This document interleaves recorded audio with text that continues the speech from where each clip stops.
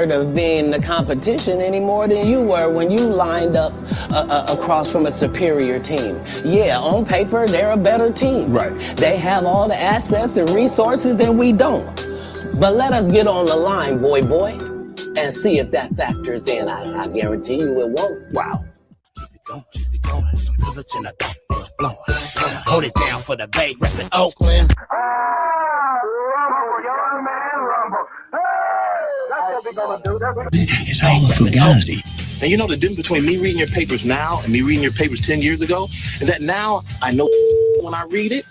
10 years ago, I didn't know when I read it. This is no matter. It's not on the elemental chart. It's not fucking real. Right. All right. It didn't happen. It didn't happen. And I hate to seem like a petty individual for picking apart lies.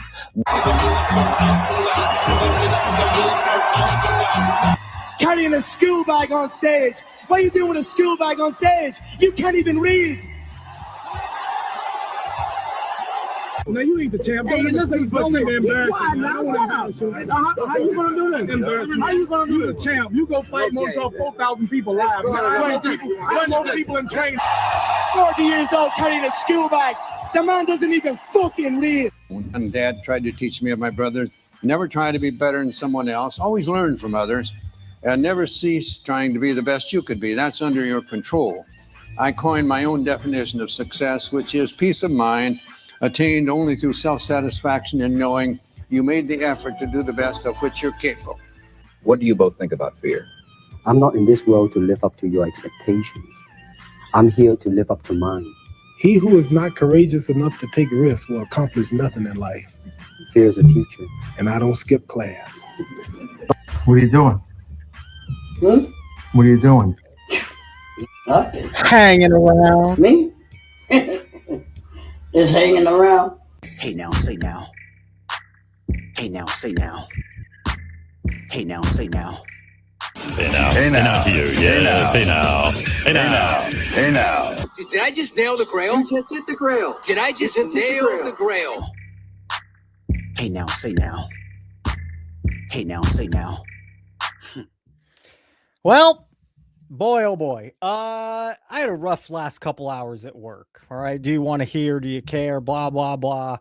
You know, so I'm going into the show feeling that, and maybe that'll be good. Maybe that'll be bad, but it was if you have a job, which almost all of us do, you know, at any profession, in any job, there's going to be a tougher or harder day than others. So today happened to be one of those days. So, and it was towards the end of the day. So I'm still a little stewing or reflecting, thinking, but we'll do a lot of perfect segue. We'll do a lot of reflecting, thinking, because we're going to go back to 2020. We're going to look forward to 2030. I have a bunch of other things in between. AIH is calling in at some point later on down the road. Yes, let's start this way. The last Tuesday, great show. We had Neo, Dan the Cardman, Trike, and Geo all in one show, plus others. And that was a fun going at our friend Joe. And then Wednesday, equally as fun, equally as little rough conversation, but it needed to be said, but equally as fun. Just a great show. And then yesterday, if you're here and you happen to not see yesterday's show, it's I don't normally say it's a must. It's one of the better shows, but yesterday's show was awesome. Yesterday's show was fun. I got to talk to, it was just a great time. Before we get started, any little things, I didn't open up what Frank, I'm probably going live tomorrow, a Thursday chill show, or it doesn't have to be such a put together show is what Tuesday and Wednesday are. Thursday is the chill show, the homies, we hang out, we get to have longer conversations, but both Frank and Rhonda sent something. I want to open those up. Yesterday, we read a current lawsuit in Utah, Whatnot getting sued. And then we had Mike on at the end of the show saying him and his team are coming out and they're going to place federal, I'm just reporting what I heard, multiple federal suits he says it much better and much more articulate. And damn, I don't know how this is going to play. I'm either going to be, my energy, it's a rough last two hours at work, and then you come and you're live and hello, I mean, the real world. Let me just vent for 30 seconds. Not about that. My foot is still, it's close to healing. I'd put my foot at like 80%, 85%, but that last 15, 20%, it still hurts. I have not been able to do like real exercise in over 2 months. That's wearing on a little, that's how you deal with certain things. So that's a bit of a part of it. But yeah, rough 2 hours less work. Okay. Next week, Tuesday's normal time. Wednesday's going to be a 6 o'clock start time. I have things I need to handle. So Tuesday, and I don't ever want to do this. Trust me. It's something I have to do. It's something important. So next week, Tuesday, normal time. But Wednesday is going to be an hour later at 6, and maybe we'll just go an hour. Maybe we'll try 2 hours. We'll probably shoot for less and do a Thursday show. It's very important in these type of things. You don't offset the normal flow, the rhythm. I'm actually annoyed I'm doing this to myself here. But it's just, life gets in the way. So this will barely ever happen. It's almost always Tuesday, Wednesday at 5 o'clock West Coast time, 8 o'clock East Coast time. But next week it'll be Tuesday normal. And I'll remind you again, Tuesday, Wednesday, 6 o'clock. And then we're moving and inching closer and closer to the hobby collision, where we have Run Good Life, Mike, Junkwax Hero, Trike, Troy, Chris Sewell is our moderator, the guy running the thing, myself, and Neo. And I have segments prepared and planned, and it'll be a great flow. And that's Monday, February 23rd at 5. From 5 to 6, we'll set it up. We'll get people in. We'll make sure everyone will introduce everyone. And then at 6 o'clock West Coast time, we'll start the collision. So that'll be a lot of fun. Rhonda, Frank, who else? Greek Okie, and Buster have all sent me something since I threw this up there. So there it is. I'm not going to read it off, but I'll open it on camera. I'll show, and it's also just, it's really neat, man. It's flattering getting stuff from you guys. All right. And thank you. 43. There's so many. The members are getting to a point where if we get a couple more, I can't fit you on the ticker. I already had to delete some stuff down there, and now I need to figure out what happens if it keeps growing or we keep growing where, I can't fit everyone on that ticker. So I'm gonna have to figure that out. I am going to get into this. I'm going to, if you do want a 1 month off free at Card Ladder, code prof, call me what you will, but we're going to go through some cards here in a minute that I kind of want to prove a point, make a point. So we'll take a look at those in a minute. Let's start with this 2026. Yes, you already know it's still pretty big news. A lot of GameStops are closing, and it's very interesting. We see what their stock price did over the past 5 years, a meme stock. Now we see, okay, their pivot to Funko Pops. Now their pivot to sports cards. Most of the video game community at this point is one of two ways. You're either buying, you're buying the online game or video game, or you're more of a vintage guy and you want that vintage old Nintendo game or old Sega game or whatever system. And that's not something GameStop even has. So, GameStop tried to pivot. They tried to move. Maybe there'll be less stores. Are they going to continue to have those stores be more sports cards? It's overpriced. It's an impulse buy. It's an uneducated buy. Anyone that knows anything is probably not getting their cards at GameStop. And then this is, we're just following what we see. I'm just following what I see. I'm not, oh my God, this is what we see every week. So 3 weeks ago, it was Mama Breaks over there. 2 weeks ago, it was Mary Gamble Gamble. All three of these gentlemen celebrated the Super Bowl up at the party. And here they are. I would assume that's Rob's shop, the largest the largest shop in LA. So either he has to play games, he has to play the game to keep getting allocation and keep being in Fanatics' good grace, or we've seen a pivot here where he's now moved to, this. He still doesn't have any breaks. I still respect his shop. I still respect that he understands that the big part of the game, because he's done it for so long, is cards that are 10 cents to $5. You just can't forget about those people. And and it's ComC has their thing going on, eBay has their thing going on, so it's tough to compete. But he has a lot of cards online as well, in a huge storage facility with all that kind of stuff, and you can find anything you want. I look through T206 cards there, I look through vintage basketball cards there. You go on the floor, and this is the old shop that he didn't, a couple years back, but there was really anything you wanted, and they said they rotate all that stuff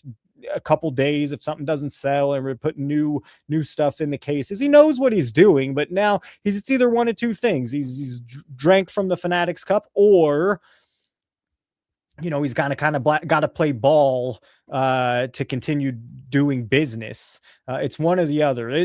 There's every week more theft, more card shop theft, more show theft, more card theft. $3,000 box stolen in Atlanta Collecticon. Let's just on 30 seconds.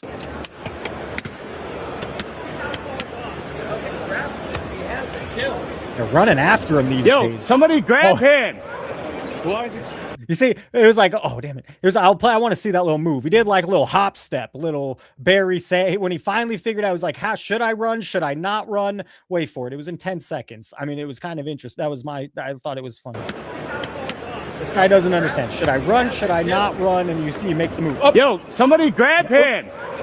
What the fuck are you? Somebody grab him. And then we have this one. Thief gets handled. Same thing. Thief gets handled at card show. Sure looked like a different guy running, but I guess same clothes. Card show for stealing a 3,000 against Pokemon, but it's all connected. Why is this happening? Come on, bro? Don't you know? Apparently that's how he went down. Jeez, wow. Make you think twice. Well, he didn't go down. What's happening now? Interesting. Well, he stole a $3,000 box. I found this interesting, so we'll read it. I was just gonna use this page to scroll through Instagram's. First thing that popped up is a Jeremy Lee post, but let's at least read it. Because some of it there's real truth to, and I didn't read all of it. When a player's hobby stock reaches levels far beyond what prices for similar or even better players have ever reached, it is worth asking whether the demand is real or being manufactured.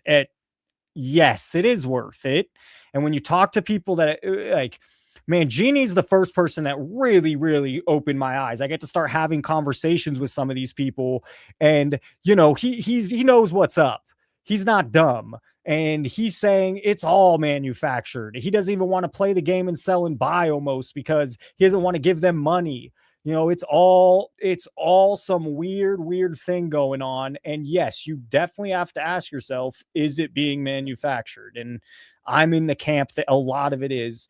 The performance might justify excitement, yet the price levels sit far outside any historical precedent. Whether the manufacturing of value is honest or nefarious, the short to midterm effect on the market is the same. We're in. It's too late. We're in what we're in.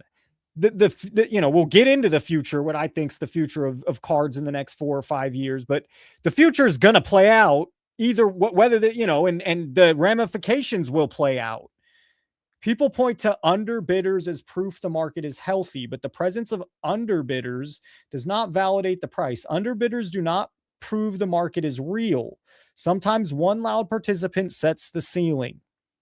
And the minute I saw that 13 million, sorry to interrupt this, but the million I saw the $13 million sale of that sports card that the people that bought it happened to own all this other type of stuff that's just like it. And this helps. It was starting to die off, and then it flattened, and you're okay. We need a big moment. And this card sold for 13 million out of nowhere. And then it's like, oh, you look at the buyers, and then you look into those buyers, and then it really makes you wonder, even at the very high end to the $1,000 card. I'll show you a card someone sent me. You got Shill bid. I think it ended up ending at about $120.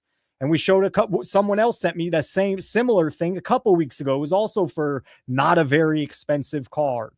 It's going on, and what you hear from these people, and I know it's hard. There's so much out there, but that diamond card collector, whatever he was, again, and you'll hear it from others that speak out. It's on all levels. It's at all levels, whether you're buying a $13 million card or a $100 card. Everyone else bids off that signal. That's right as well. Those bids reflect perception, not organic demand. The comps end up becoming circular and self-reinforcing. It can have the makeup of a pump and dump just without the pump. It can be frivolous, and people who are going to get hurt are the ones behaving based on the signal of that one strong bidder. Unless someone props that market up for years, the damage will land on anyone treating those prices as real demand. So be careful and don't believe the hype. And this is a man who has what I consider, and he said he was on industry people on, and he's telling you this. This is a man who has people invested a lot in sports cards telling you this. This is not Professor or somebody else of that Dan the Card Man Sports Card. It's not us saying that. This is from Jeremy Lee giving the same advice of what's happening here. So, I mean, he's not dumb. For more hobby insights, truths, and psychology, check out the new book, Pops and Comps. We'll give him a little love there. Truths, Insights, and Psychology. Damn, that's long. Behind the Numbers and Drive the Sports Card Market. Available on Amazon. That's a long ass title. Pops and Comps. That Fanatics Super Bowl. They want to make sure you know.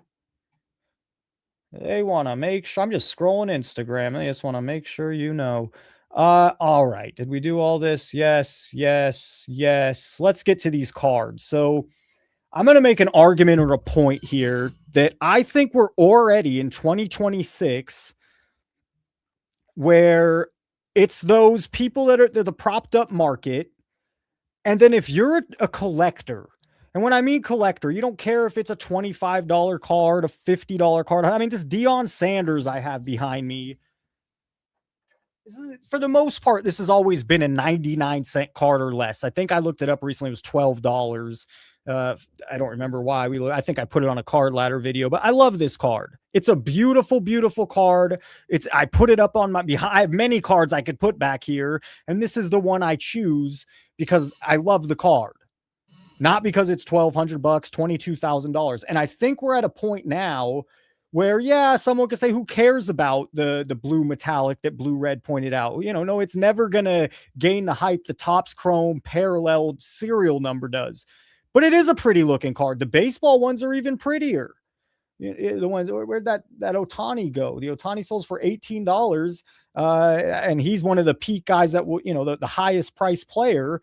And it's a really pretty card. So I would argue that we're at the point now in 2026 where this one's numbered to 199. Cam Smith, blue metallic glitter, 199, sold for $10. So we're at a point now where if you do, and I'm going to show you several examples where these parallels, they're not, unless it's out of Topps Chrome, and that's pretty much the only one in my opinion. None of these parallels out of all the sets hold any value, just none.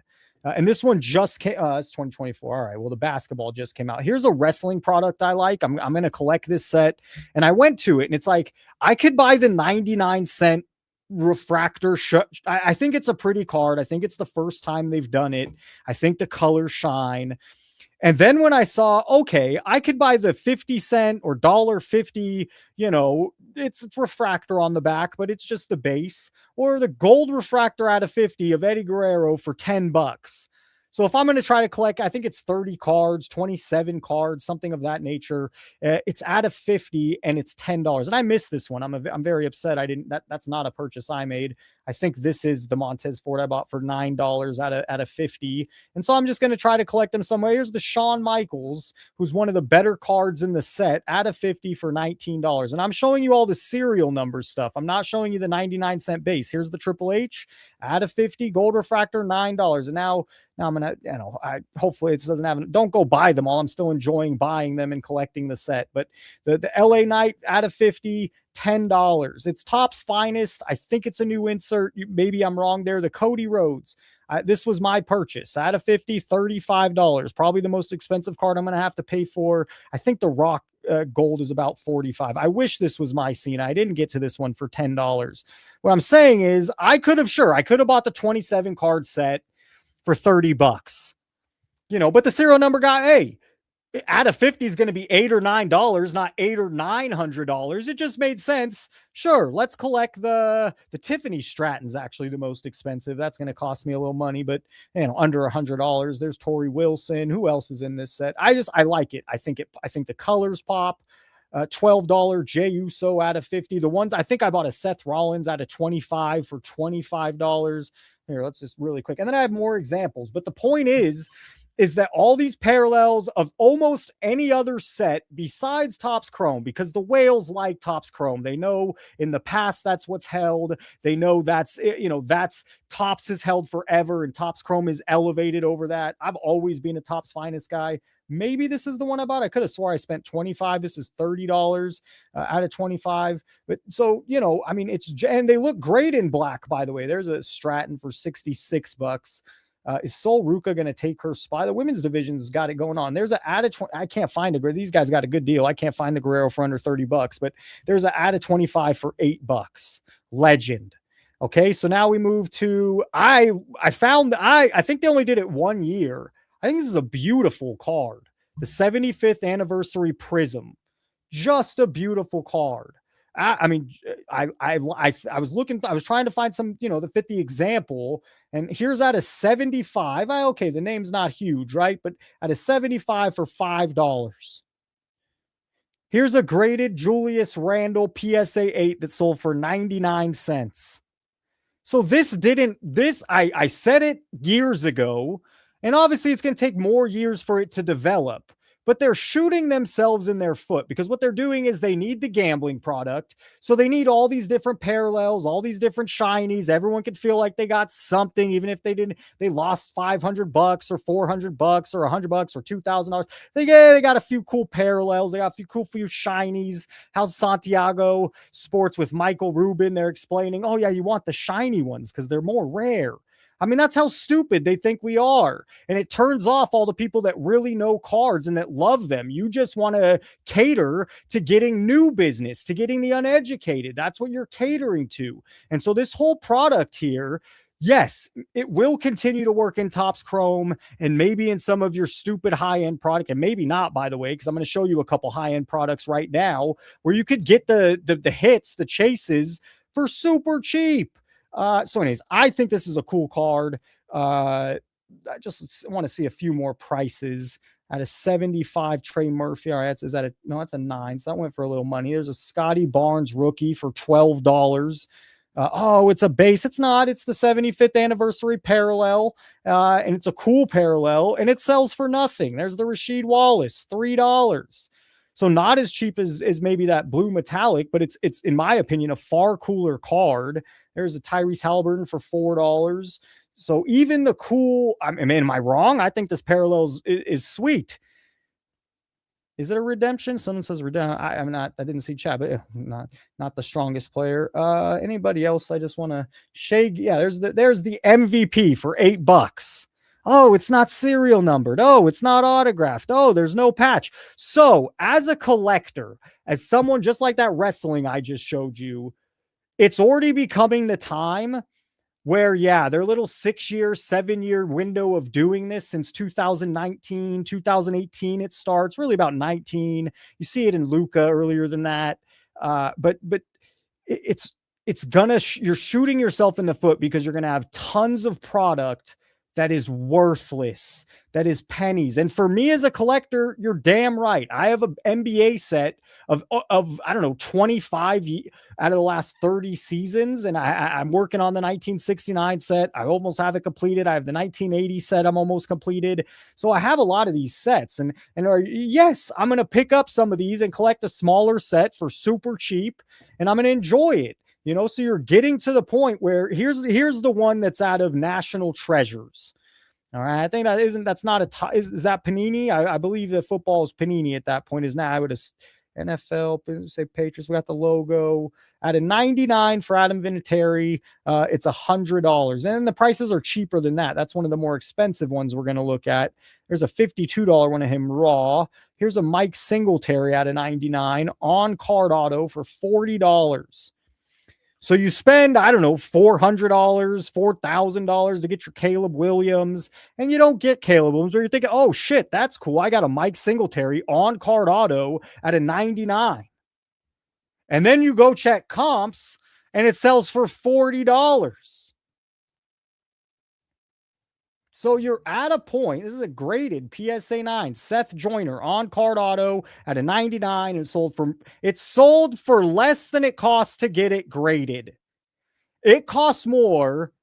Forget it. Man, they got the card for free. They got it in a givey. Then they had to grade it. They spent more grading it than they sold it for. And they didn't maybe get in a givey. They probably had to spend some money in a break or however they got this Seth Joyner.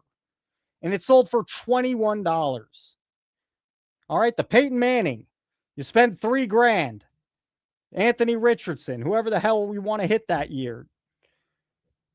And oh my God, I spent $3,000. I spent $2,000 on the National Treasures. Am I crazy here? Peyton Manning auto on 90. Okay, at a 99. Ooh, I really hit big. I hit something good here. And it sold at the max price in this set we're going to see for $270. Not worth the price of admission. Not even close. And if you are a collector and you want that Mike Singletary, well, it's $40 at this point. You want that Adam Vinatieri, it's $50. Here's an Eddie George, surprisingly for more, $62. Darrell Revis, $55. The on-card auto at a 99. So none of this is not going to hold the value you think. This is one of the best defensive backs we've ever watched play. They had an island named after him, and it's not that island. $55. You think you hit a good card. And if you are a Jets fan, yes, that Laker autograph collection that I worked on 4 or 5 years ago, I got those cards so dirt cheap. Because no one gives a fuck about Cedric Ceballos 15, 20 years later. No one gives a shit about Eddie Jones and Nick Van Exel 15, 20 years later. And Eddie Jones made the All-Star game. Nick Van Exel, I would assume, made an All-Star game. For a fact, I know Eddie Jones. Cedric Ceballos, did he win a dunk contest? And you could go get their autographs numbered for under $10. And all you've done is watered it down more. They're going to be even less valuable because there's so much of it. And every year you decide your game plan is to have more autos from Ohtani because you can sell more in the breaks or in the boxes. But what happens in long term is there's a zillion Ohtani autographs. And they're not going to be worth what you think. And just so you understand to the Ohtani people out there, the peak of his unbelievable career, he won back-to-back World Series. He pitched and hit in the playoffs. What did he do? 50-50. The guy is unreal. And they're selling you on his international appeal as if everyone's running out buying Ichiro. And he's still humongously relevant. And I understand Ohtani's on another level. I get it. But what's happened is you're buying in at the very peak of his career, at the very peak of what you saw the market just do. The market did nothing but go crazy up. So his cards are even more inflated because the peak of his career, well, the demand's now. And now you see the spike in not just Ohtani, in many things, because the industry the past year, something happened where these cards all spiked. And so you're extra fucked. And I love Ohtani. I love Luka. Do I love the prices that you're paying for these guys? Ohtani is proven. Luka's not. And Luka's a top 3 player in the league right now, but the guy won't play defense, and he has to have the pieces around him to win. And if he doesn't win, nobody gives a shit.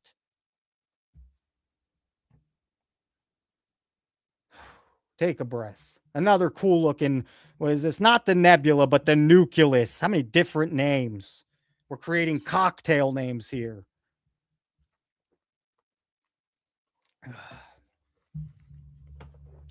I'm not even the whole thing for this show. I have slides and slides and slides that I prepared for how we got here and where we're going. And it's well done. And we'll do that at the top of the hour because AIH is going to call in about 15 minutes. So I'm going to continue cooking on what I'm cooking on, as the kids would say, as the youth would say, as my students would say. And in 15 minutes, AIH, and then I'll do my whole planned show at the top of the hour. Next week, I have some business I have to handle. So Tuesday, regular time. I'll remind you next week. Wednesday, we're starting at 6 o'clock. I have to start an hour late. I hate doing that. I will almost never do that. But that's what we're doing on Wednesday. So Get back to it. Oh, right in the mic. I needed that. Comment what you need to comment. Ooh, I needed that. These are cool cards. No, they're not numbered. Maybe for some of you, there's too much going on. You don't like them. It's too colorful, blah, blah, blah. I know some people definitely like them. I'm also in the camp. They're kind of neat. It's not the base. It's the nucleus. I don't know, not crazy rare. But for $1, $2, $6, was this your guy Jackson Holiday for $7? So they had a little value, but you're probably not going to collect the whole set of this. However, it's not $500. They're not $65. They're $5. They're $1. Maybe if you want a specific player, you're going to have to shell out for Mookie Betts $15. But they're cool cards. And it's at the point where you're at the 2 points I'm trying to hammer home. One is a collector. The floodgates are opening. This is the beginning. This is the start. And number two, something I said years ago, and you can scoff at me, and you can still scoff. You can scoff at me then, you can still scoff at me now. I think it's a poor business model. You're getting wrapped up in the breaks. You're getting wrapped up in the gambling side because it sells. But what's happening is a lot of the product that people think, oh, I hit something. Oh, I got a cool card. No, bro, you got a $40 Mike Singletary on card auto at a 99, and it's $40.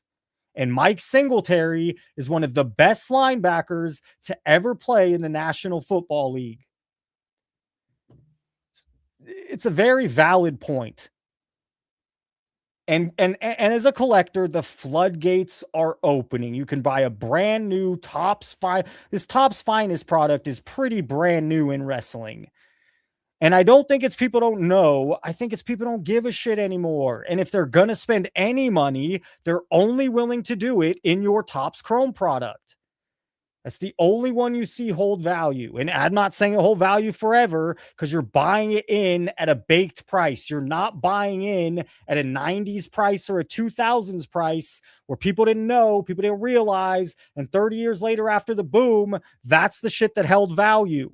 But you're already buying in. You're not buying it for the Cooper flag for $80. You're buying it for $800 or $8,000. The price is heavily baked into what you're buying, including Ohtani. What do we have? 2023 Panini Prism Blue Seismic. Another cool looking, and maybe again, not for you. I'm not going to say all this. I'm not rushing out and buying this. The floodgate, you're going to find a product like I did with that Topps Finest Wrestling that you do like. That is cheap. And you're going to have to decide, do I buy the at a 99 $4 Jalen Clark rookie, or do I buy the at a 25 Anthony Black rookie for $5 or $7? The serial numbers don't fucking matter.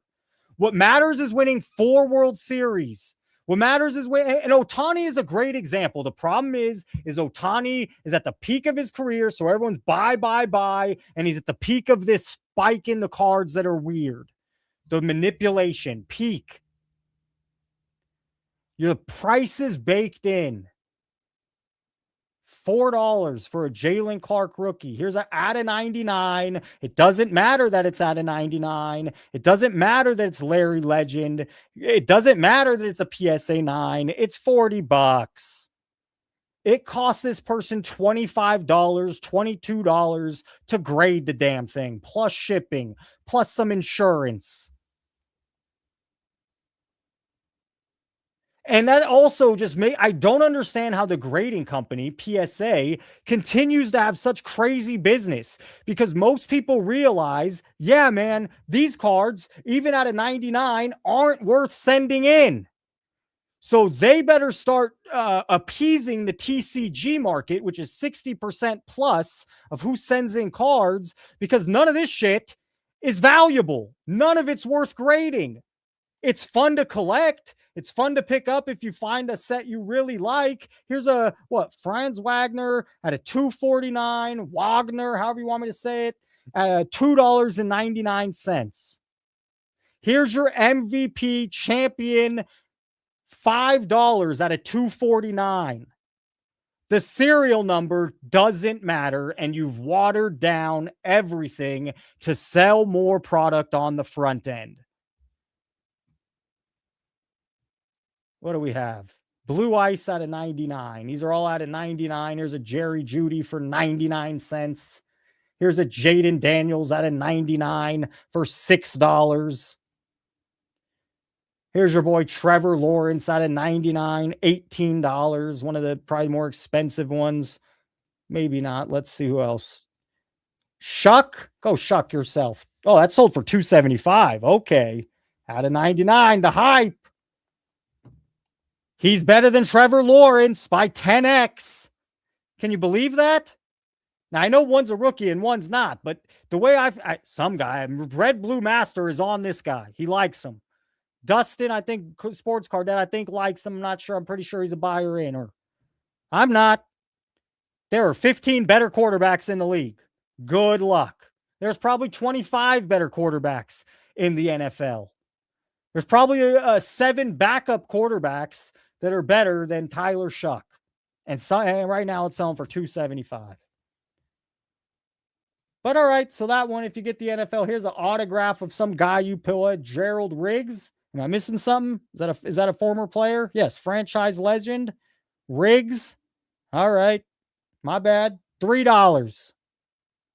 $3 mother effing dollars. Keep having them signed, guys.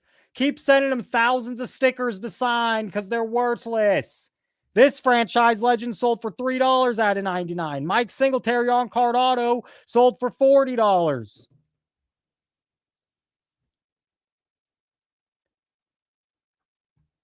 Professor, he's the only franchise quarterback potential has Panini exclusive auto. Call me wrong. I will take 15 other franchise quarterbacks before him. And he's a fringe for the rest of his career. Prove me wrong, Shuck. We've seen one season. Prove me wrong. I don't think he's going to be a fringe franchise quarterback. Anyway, spending $270, fine. It proved me wrong that some of them, the rookies, hold value. Here's a Golden Tate, good receiver, great face on that card. Not sure if you're picking it up. That's a face. $4 out of 99. Your boy Mac Jones, rookie card, 2021, $32. I wonder what this sold for at peak. A lot more. A lot more. But it's not valuable. It's worthless. Someone's probably spent $300 on this thing during Mac Jones season. Someone probably spent $5. I don't know. I don't have it in front of me. I'd make a very, very educated guess that this sold for over $300 at some point, and it's selling for $32 today at a 99. Oh, he didn't make it. He's not the guy. Well, as Red Blue Master said yesterday, one quarterback wins a Super Bowl every year. So in my lifetime, 40 quarterbacks have had a chance. And of those 40, well, you have Joe Montana repeating, you have Tom Brady repeating, you have Peyton Manning winning a couple, you have Big Ben winning a couple. 90-something, 97% of quarterbacks that start an NFL game, probably higher, don't ever win a Super Bowl. All right. I think I've made my point. AIH should be calling in 5 minutes. No huddle out of 50, $1.99, 99 cents. Earl Campbell, one of the best fucking running backs ever to play. $3 out of 50. Your serial numbers mean nothing. I know it's Panini Pro. The only serial numbers that are going to matter for you are Topps Chrome in the law. That's what people are convinced because it held the most value from the product from way back. Yes, you're going to have your crazy, stupid gimmick stuff and your one-on-one certain things, but all the serial number stuff is a gimmick. It's a joke, and you are shooting yourself in the foot with it. And the gates are going to, here's a Golden Tate rookie out of 50 for $9 that, you know, these guys are pumping. And the kid that's a Packer fan that I saw at the National, ooh, I got to get those Golden Tate rookies. Well, now this one out of 50 is $9. This midnight product that just came out, so it's probably peak price right now. These are all numbered out of 50. Out of 50. Cade Cunningham out of 50 in this, what, $3,000 product, $4,800 product, over $4,000 product. And you pull a Cade Cunningham out of 50 and it's $40. Not worth the price of admission. Tracy McGrady out of 50. Pretty card, $26. Trending down, I promise you. This will be a $7 card. Maybe one day you'll find this in a dollar box. And again, we're having fun. I'm speculating, but I'm probably not too far off. All right. And for you Topps Chrome Marvel fans, out of 50, brand new product, the creme de la creme Topps Chrome. And you have a $9 card here. Here's an autograph out of 50 for $90. What else do we have? The Hulk out of 50, $23. Cool, a decent looking card. I don't know if I love it or not. $26 autograph ad. So these are the hits you're getting out of those products. That ain't worth shit. Ooh, that's one of the autos they pulled. You got in there for spending all that money. And it's 13. That's one of your hits. And it's $13. $3, $5, $3, $3, $6. And these are the hits. These are out of 50. The Thor, okay, the Thor got some love. Refractor out of 50, gold, $75. Not worth your price of admission on this box. And the floodgates are opening because they do it in every set. They've been doing it now for 5, 6, 7 years. And do it again. Keep doing it 5, 6, 7 more years. You won't last. You're going to see. Your product is the high end you're pumping is very select. You can keep selling that gambling aspect. And then the collectors are going to reap the rewards on being able to buy stuff they like for very cheap. And, and then maybe people see through, oh shit, there's nothing really of long-term value in these products because you just released 1,000 autos last year of this player and 10,000 autos of a player this last year and 100,000 serial number cards of this player in 6 months. And it's just worth nothing. Cute card. Cute card. We haven't done a Griffey watch. We'll end here. It's roughly at the same price. We looked at it about 3 weeks ago, $4,400. And just so you understand, it was an $1,800, $1,900 card less than 2 years ago. So yes, in any investment, which they're calling it, it's not a normal, it's a big red flag to any true investor. You could time the market. You could play the timing of it. I know a few people have done that with crypto and maybe with cards now, but the long term is not good. And it's just not normal. And it's not just a Griffey. Oh, the Griffey's icon. We could go look at a lot of cards and a lot of players, and they've taken this weird jump. That's weird. So AIH is tuning in. We'll see what calling in. We'll see what he has to say. I think I proved my point, said what I wanted to say. Let's do this the right way. Gotta do it the right way. I believe in Joe Hendry. Mr. Rahul, how you doing? Hey man, how's it going? I had a rough day, so I'm glad, just real quick. I know you're at 30 seconds. It's so nice coming on with you guys. It's so nice having the community, the chat, being able, I would be in my head right now, because of a tougher day at work. And instead, here we are having fun. And I'm thankful for that. Very thankful. Roll, how are you doing? Good. No sports on, so gotta, watch the YouTubes for sports card content now. We got baseball, in a month? So. Coming soon. It is coming soon. Yep. Yeah, and I always like, and it is a dull time. Is this playing now? I always like March Madness. I start watching college basketball during the conference tournaments. Conference tournaments are really fun, but we still have some time. We still have some time. So, Roll, what do you got? What did you bring tonight? I'm bringing up your Instagram right now, or your DMs, just in case you shared something. Yeah. But this is going to be a crazy topic night. I did ask you, and you said you were cool with me discussing this. I know it is a dicey and sensitive topic. And a lot of people, obviously, they're not going to talk about the Epstein list that came out. And some people will be like, yeah, why would you talk about it? What's the connection to the collectibles hobby? And one individual that has invested big time in the collectibles and you could say sports arena is actually Jay-Z. Now, he hasn't been arrested for anything out there, but he definitely was on the email list, or not email list, but there was files. There was an anonymous tip about Jay-Z. Now, once again, innocent until proven guilty, but it is a bit strange how there was graphic detail with Harvey Weinstein doing inappropriate stuff to a Jane Doe, basically.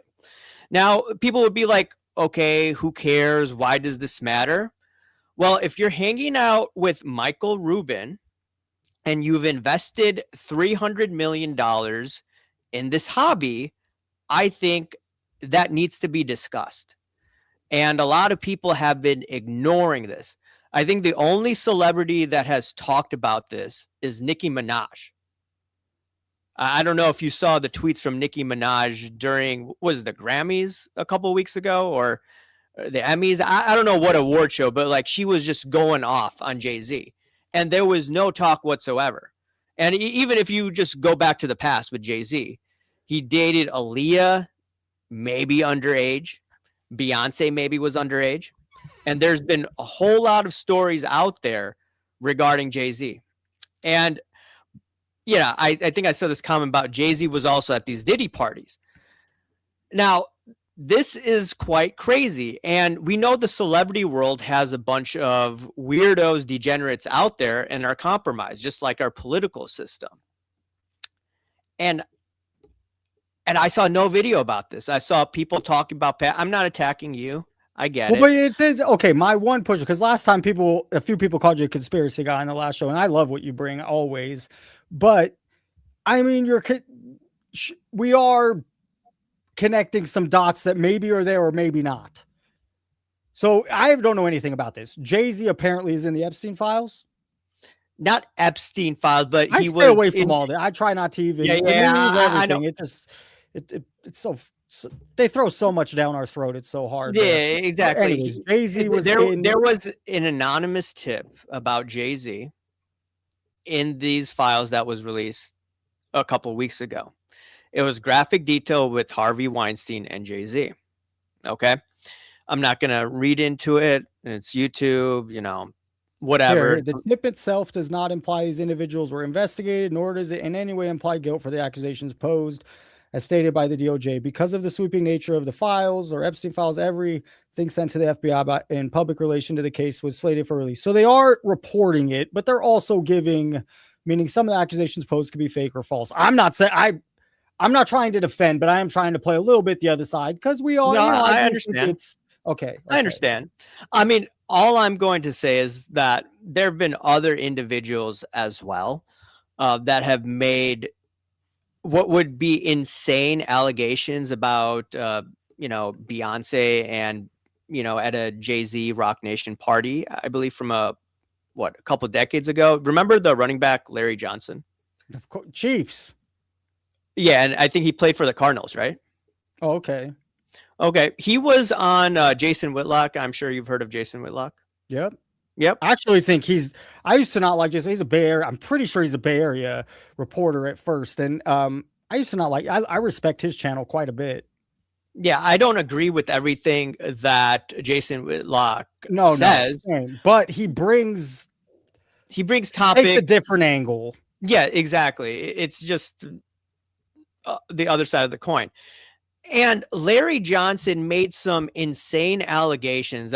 I mean, I think, I don't know if you'd be comfortable sharing some of the allegations he made. Yeah, it was basically a party. He did this on Jason Whitlock's channel. It's on YouTube. It's a prominent channel. I'm not making this up. I've done videos on this.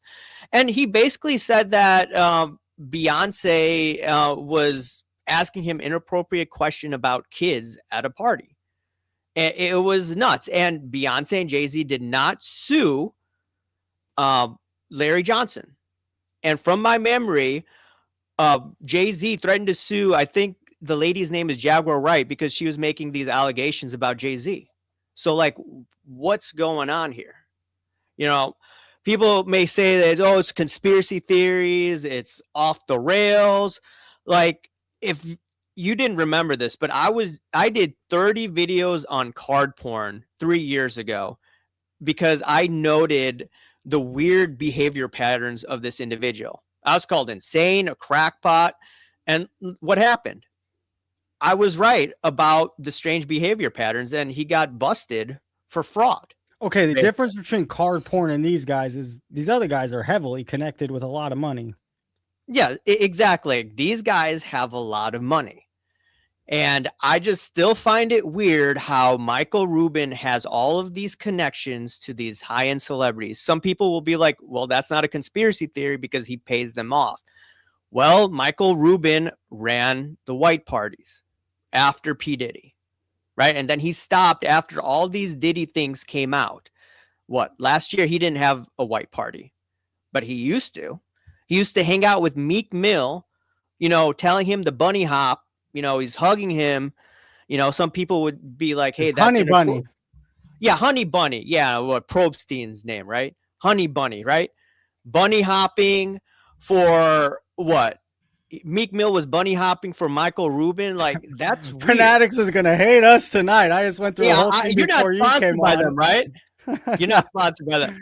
Okay, good. Yeah, I think like you're one of the few channels that would actually, you know, allow me to talk about this. And I asked you, and yeah, if I want to, what am I going to say? You know, I want to let you bring what you want to bring. You do a good job.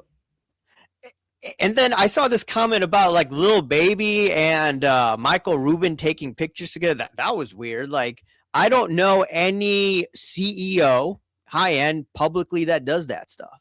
It's just weird to me. I mean, if you want to go down the rabbit hole, like Robert Kraft is buddies with what, Rubin, right? And then I think Rubin is buddies with a lot. He's good at. I've never met Mike Rubin, but I'd assume he's very good talker, very good at winning people over. He's a good schmoozer in that. He seemed to have won over NFL, NBA, and MLB. I don't know if money talks, but it seems that you know they all are showing up at Fanatics. You know they're. Yeah. Do you think that it happened naturally, or is there some sort of hankus pankus that went down? Hankus pankus. Well, I'll tell you this: Player Warn podcast mentioned why did Probstein and Snipe issues go away? Exactly. I mean, you're right. Hanky panky. I'm talking about it, and then what you're saying in relation to what? In relation to what? How they got the deals? Oh. I mean, like, was this dude just hand selected and they said, oh, okay, Michael Rubin, okay, won the rights, but was there something going on behind closed doors saying that he already had relationships? They already had the jersey deals, right? Yeah, and we could see how the jerseys wound up during the last Super Bowl. Let's put it this way. He's not Michael Rubin's smart, okay? I don't like what he's done to the hobby, but the guy, what he did was he took his relationships, which are clearly he made good relationships, because then I have this idea. We're going to buy all the licenses. Then we're going to undercut money to go buy tops. And I mean, it was just that part of it was well done. I hate the execution on this end, but yeah, sure. He had a lot of relationships. So it's kind of like, yeah, it makes sense how I'm not going to say it was nefarious, but he seemed to be working something. Do you think it was? Do you? I mean, it could be natural, as you're saying, but you know, the way that my mind works is usually, you know, there's a lot of hanky panky even in the private sector. You know, public sector, private sector, wherever, sports, car. Uh-oh. Normally it freezes for a moment. Politics.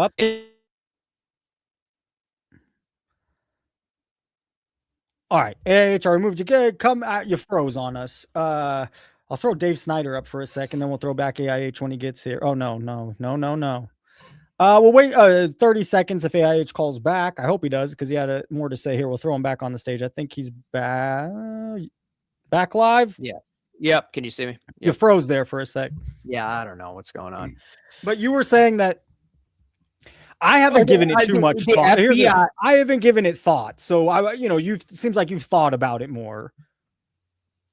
Yeah, I mean, like if you look at the FBI director from Chicago, now he's all of a sudden with Fanatics. And Jeff Wilson went on Cage Lawyer's show about a couple of years ago, and Jeff Wilson was saying that this FBI director is going to come in to stop the loaded boxes. Have we seen the loaded boxes stopped? No, increase. It feels like Yeah, it felt like we didn't hear about it much, and then ever since I don't know, over the past 7-8 months, I've seen it quite a bit. Yeah, exactly. So, and then if you want to even go down the crazier rabbit hole, how the hell does Michael Rubin hang out with freaking Shine, and then Shine's hanging out with Mr. Wonderful from that show? What's that show that he's on? Shark Tank. Shark Tank. Yeah, exactly. Shark Tank, the guy who created the game, Oregon Trail or whatever, or he was involved in great game. It was great game. Educational. I still it was show awesome. Students. Moving west. But yeah, I don't know who created it. Yeah, but I think he made a lot of money off of that game. Okay. So all of a sudden this is just me thinking out loud. You got Ruben hanging out with Shine. We don't know where he got his money from, buying up $1 million collections or buying $1 million cards, hanging out with Mr. Wonderful, and then bada bing, bada boom, now you're on CNBC saying like, oh, there's a Wonder Shine Index. Like, what's going on? And the former FBI directors at Fanatics.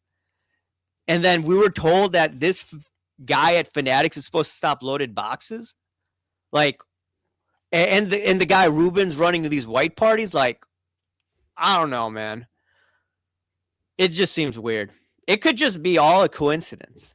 And it could just be, things happening naturally. Sure. Yeah. You're like, oh God, get this guy off. I thought you've done it. I don't have a lot to respond because I haven't given it. I like to talk where I'm knowledgeable. I have not thought about most of the stuff you brought to the show tonight. So no, I let you go. And I agree. The whole Shine thing, the moment it happened, the moment I found out they bought that card, it's like, look at the rest of his collection. This is something he wants to make sure doesn't go to, that stays big, that stays in look at this. I mean, this isn't your average, and it's just like this Kobe Jordan, Kobe Jordan that they, so it's odd. It's definitely, yeah.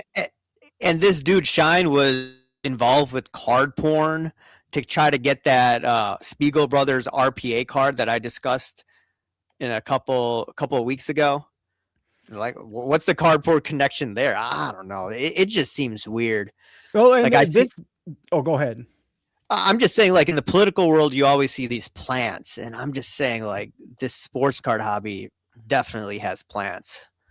I think Shine and I think it's Kevin O'Leary. We look deeper into it. I did my research 6 months ago, but this secure collectibles right here is like a lending, private sales, and sourcing. So if you need $2 million to come buy a card, come buy. We'll lend you some of the money. And so it's just it's too easy to see that they're trying to create this elevator of business. A layered business. I don't know. That's how my mind works. But again, we know nothing. We're speculating. We're having fun. Yeah, we're just speculating. I'm just thinking out loud. People don't like it when I think out loud, but ditto. I think that's I like the First Amendment. Anyways, I'll let you go. I know that you have a full show. Dave, you want on with the guy or no? Yes. Okay, hold up. Let's do this. Mr. Dave Snyder wants to chat with you. Yeah. Hey, what's up? Raul, thank you for letting me come in and just see you for just a moment. First of all, you go ahead and spew out whatever you want, anytime you want. I think that your brain works in a special kind of way, the same way that Jason and I kind of share some of the same thoughts. Your investigation skills are incredible. Your mind for memory is incredible. And I'm done with the stroking your ego part now. Let's move on from that for just a moment. What I would like to ask is, do you think that they have already made a move? with another grading company to kind of set it up to jump to, or do you think that I'm off my freaking rocker? We have what, PSA, they bought SGC, and they have bought what, Beckett.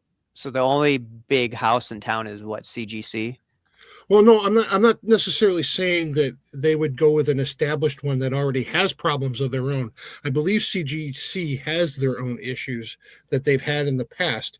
What I'm talking about is kind of building from ground up with a brand new company, and maybe start siphoning off the talent that they have for grading. Not that their talent is any freaking specialty or anything, but kind of siphoning off their talents to move them to something else.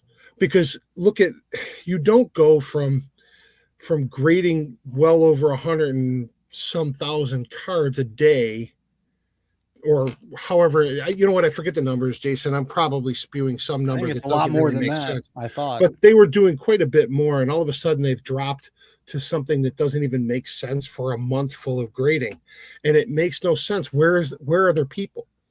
Did they cut staff that far down that they're not grading enough cards? Or I think some people think you're out there though on this take. Yeah, I think something's going to happen. I think they're going to reintroduce like a big AI push. Is the mud that they've created and put themselves in too much to get out from under? That's the real question I have here. I guess that's right, Jason? Am I wrong on that one? Yeah, I haven't. No, I think I have my opinion. I want to hear what Rahul has to say. Me too. Yeah. So all these bigwig CEOs, they don't like starting things from scratch, from my understanding. I used to work in a big marketing company at that time, WPP, and it's out of London, but they used to buy up established companies. And someone like Ruben, he likes to buy established companies. He just bought what, Tops. He bought what's that gear place, or not merchandise, but clothing store that they bought a couple years ago. Do any of you remember? Not sure. I forgot the name, but the dude likes buying established companies, and the only thing that I could see, just going back to your original question, is just CGC. I don't think he's going to start a new company. In my opinion. Think CGC does it? Do you think they can get out from under any little problems that CGC had? I think they have the money to try to fix those problems, and just to show that to PSA that you can't have a huge monopoly. And Okay, we're going to counter you. Let's follow that question up with: do you think that the TCG groups are they done with PSA? Have they completely quit and gone somewhere else? And would they jump to CGC knowing full well that PSA is behind them?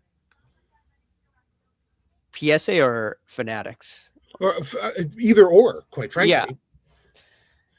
Yeah, I think that if money talks, right? So if they start giving competitive offers more than what they would have gotten elsewhere, yeah, sure. Let me just, because I think I'm going to nail it. And PSA is looking to cater to the high rollers that the Vegas Strip caters to.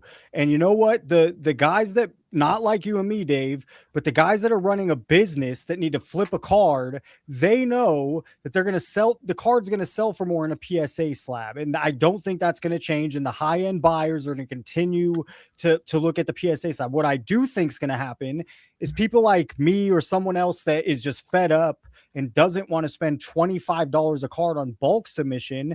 There's a lot of room for an opening, but I don't think PSA is looking to pivot. I think PSA is catering towards the industry, towards the high end, towards the people that are trying to flip, because the resale value is just more. So until that ever changes, PSA is not motivated, because that resale value speaks for itself, and people that are running a business or looking to profit, they're going to continue sending it in to PSA. Yeah.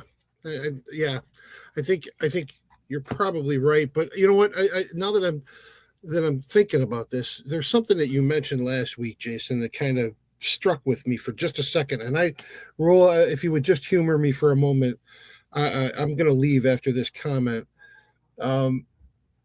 there was a point last week that you said that at the point that they are at right now, with the production of each set of cards, they're killing off what they've already created, and it's kind of like, look, we saw this before, all right, with the junk wax era. We saw that they were creating so much stuff that now the only thing that's valuable from that era is the stuff that was so limited, and even then it was 10,000 copies of something. Those things are valuable now because there's a resurgence for it. At some point along the way, we're going to have that same thing happen again. And the stuff that we're seeing that's serial numbered now may be valuable later. But sure. But nobody really knows which one, just like back then. Exactly. But anyway, we're never going to buy, well, personally, I know that I'm never going to buy a $10,000 card. It's not going to happen. So if I really want to be a hobbyist and be a purist to my hobby, to my collection, then why do I give a shit what the hell they're doing with $100,000 cards? Quite frankly, it really doesn't matter to me. They're just ruining it. What they got to do is they got to do the gotcha of guys that are spending $100,000 on cards. They got to gotcha those guys because they're not going to gotcha this guy. Hey now. All right. So I'm out. Thanks, guys. Hey, Raul, Dave, thanks for peace to calling you, in. brother. Good call. Raul, you have anything else you want to share? Nope. I had to say everything what I had to say, and thank you for letting me actually talk about this because a lot of people wouldn't. So. Another question for Raul. Go ahead. I mean, do you see it up on the screen, Raul? Yeah. Oh, question. Can you ask AH about his thoughts on Mike's interview last night and the gambling lawsuit? Also, if he thinks Fanatics is positioned for this with now opening a sports betting license. So maybe you could tack it either way. But did you see the guy come on last night named Mike? No, I didn't happen to see your live stream. I also clipped it as a video today. It's worth watching. But he contacted me yesterday, and he mentioned he's a filmmaker, a documentary maker. He's in okay, and he really is, and he wants to make a documentary on breakers. I mean, he goes through what Amazon, Apple, and Roku is who he's distributing. It's big, and so he contacted Filth Bombs and had a 47-minute conversation with Steve, I guess the owner, and he had him on record. And then by the end, midway through the end of our interview, he says he's alone filing multiple lawsuits, him and his team, against Fanatics and whatnot. And his angle is the illegal gambling that you're having kids promoting breaks and things and having them want to break or buying into breaks. I think it's a smart angle because it's pretty true. I don't think his problem is, hey, if you want to gamble. He plays poker, go play the breaks, but we should call it gambling. It should be regulated.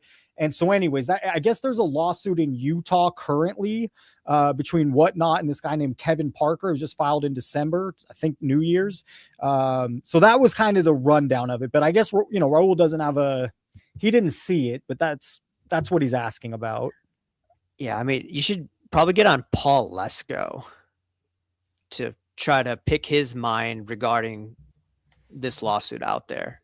He talks about a lot of legal issues. I don't know if you're on X or Twitter. He does a really good job of following all of these lawsuits. So I think that would be a good person to pick his mind. So. Wrote it down, and I'll try to contact him. AIH, thank you for coming on. Are you free next week? Yeah, I should be. Hell yes. All right, we'll do it again next week. Awesome. Talk to you then. Have a good weekend. Great call from Raul. Great call from Dave Snyder. Frank bringing the question. Last night, that was some big news. Here's my one of my viewer / friends mentioned this, and I was already in my head. It's like, if he announced it yesterday, he should already be is he already in motion of making that happen? Is this something he's going to make happen a few months from now? It seems like if he's announcing it, it's something more in the works, but I'm not quite sure.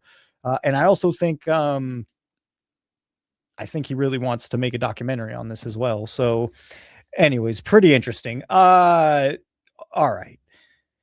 Going to run through this quick, and then we'll get to what I prepared, because there's a lot, and whether it's, I don't know, entertaining, fun, boring, educating, you'll tell me. So anyways, Whatnot getting sued, maybe Fanatics possibly next week, Tuesday, normal time. Wednesday, I'm not starting until 6, an hour late. I just have some things I need to do. Coming up soon, not this coming Monday, President's Day, but the following Monday, February 23rd. It's going to be fun. There's going to be work put into it. We have, 6 big, what I consider, big YouTubers in the genre. So that'll be fun. Okay. So phase 1, the ignition, 2020, the lockdowns, the stimulus, and everyone has free time. They're bored. Everyone's getting on this hype train. Oh my God, my cards. Have you seen the cards? Buy cards every week. Prices are going up. And so COVID, everyone's sitting at home watching YouTube, buying cards at home. And so that's when it was reframed, and it's continued to be framed this way. But instead, you're looking at it as crypto, an alternative investment, short-term trades, flips. And speed was valued over knowledge. That's just what it is.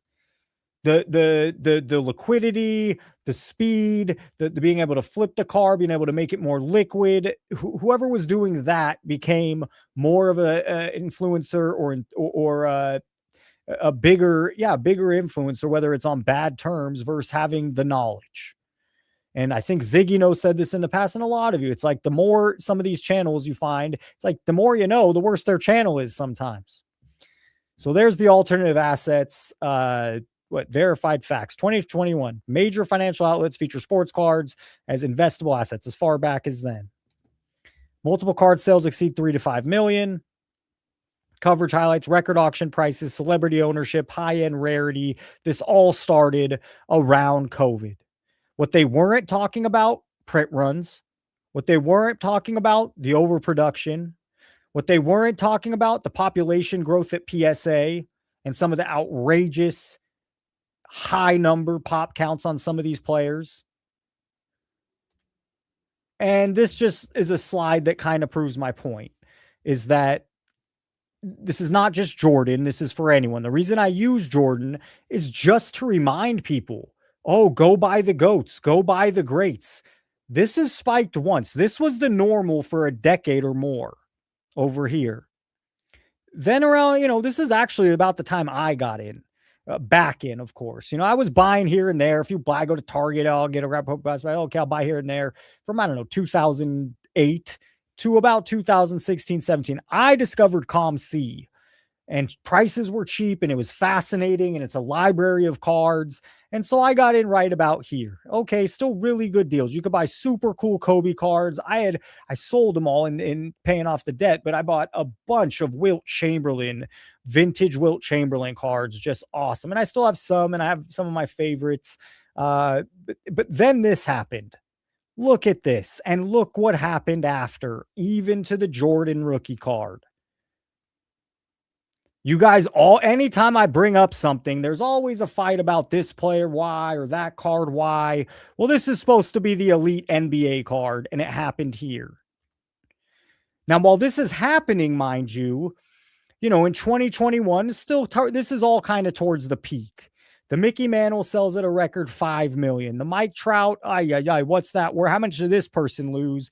$4 million. The LeBron James, $5 million. I'm pretty sure this had a sale afterwards for less, $4.2 million. I don't know what it's at today. Luka, 4.6, and the Wagner, 6.6. All in 2020. The furthest card was August 2021. And then we have a little bit of a scandal that enters the hobby. PWCC's removed from eBay. And by the way, I'm going to miss some things, okay? I did my best here. Sure, I'm going to miss a couple big points. Sure, there might be a few scams there, but I do a good job going through the years and then making some predictions at the end, telling you the future. PWCC was among the highest volume sellers of high-end sports cards on eBay. Okay, so if they're the highest volume sellers, it means anyone could be doing anything. In August 2021, eBay removes PWCC for following allegations of shill bidding. So shill bidding does matter at some point. When, where, who, why, how. Do they really care? At this point, it was so apparent, and they're the highest volume seller.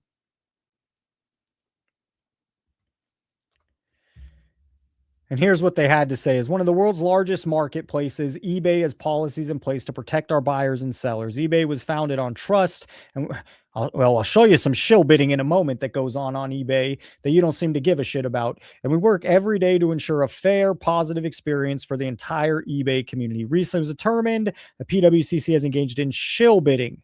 And I think I forgot, but in 2023, correct me if I'm wrong, almost positive. I just forgot to put it in a slide. In 2023, so we advanced 2 years, it should be there, but it's not. Fanatics buys PWCC. Am I right, chat? Just someone confirm that. But yes, I am right. So Fanatics ends up buying this company. As a result, eBay has restricted PWCC selling privileges and listings effective today. All right.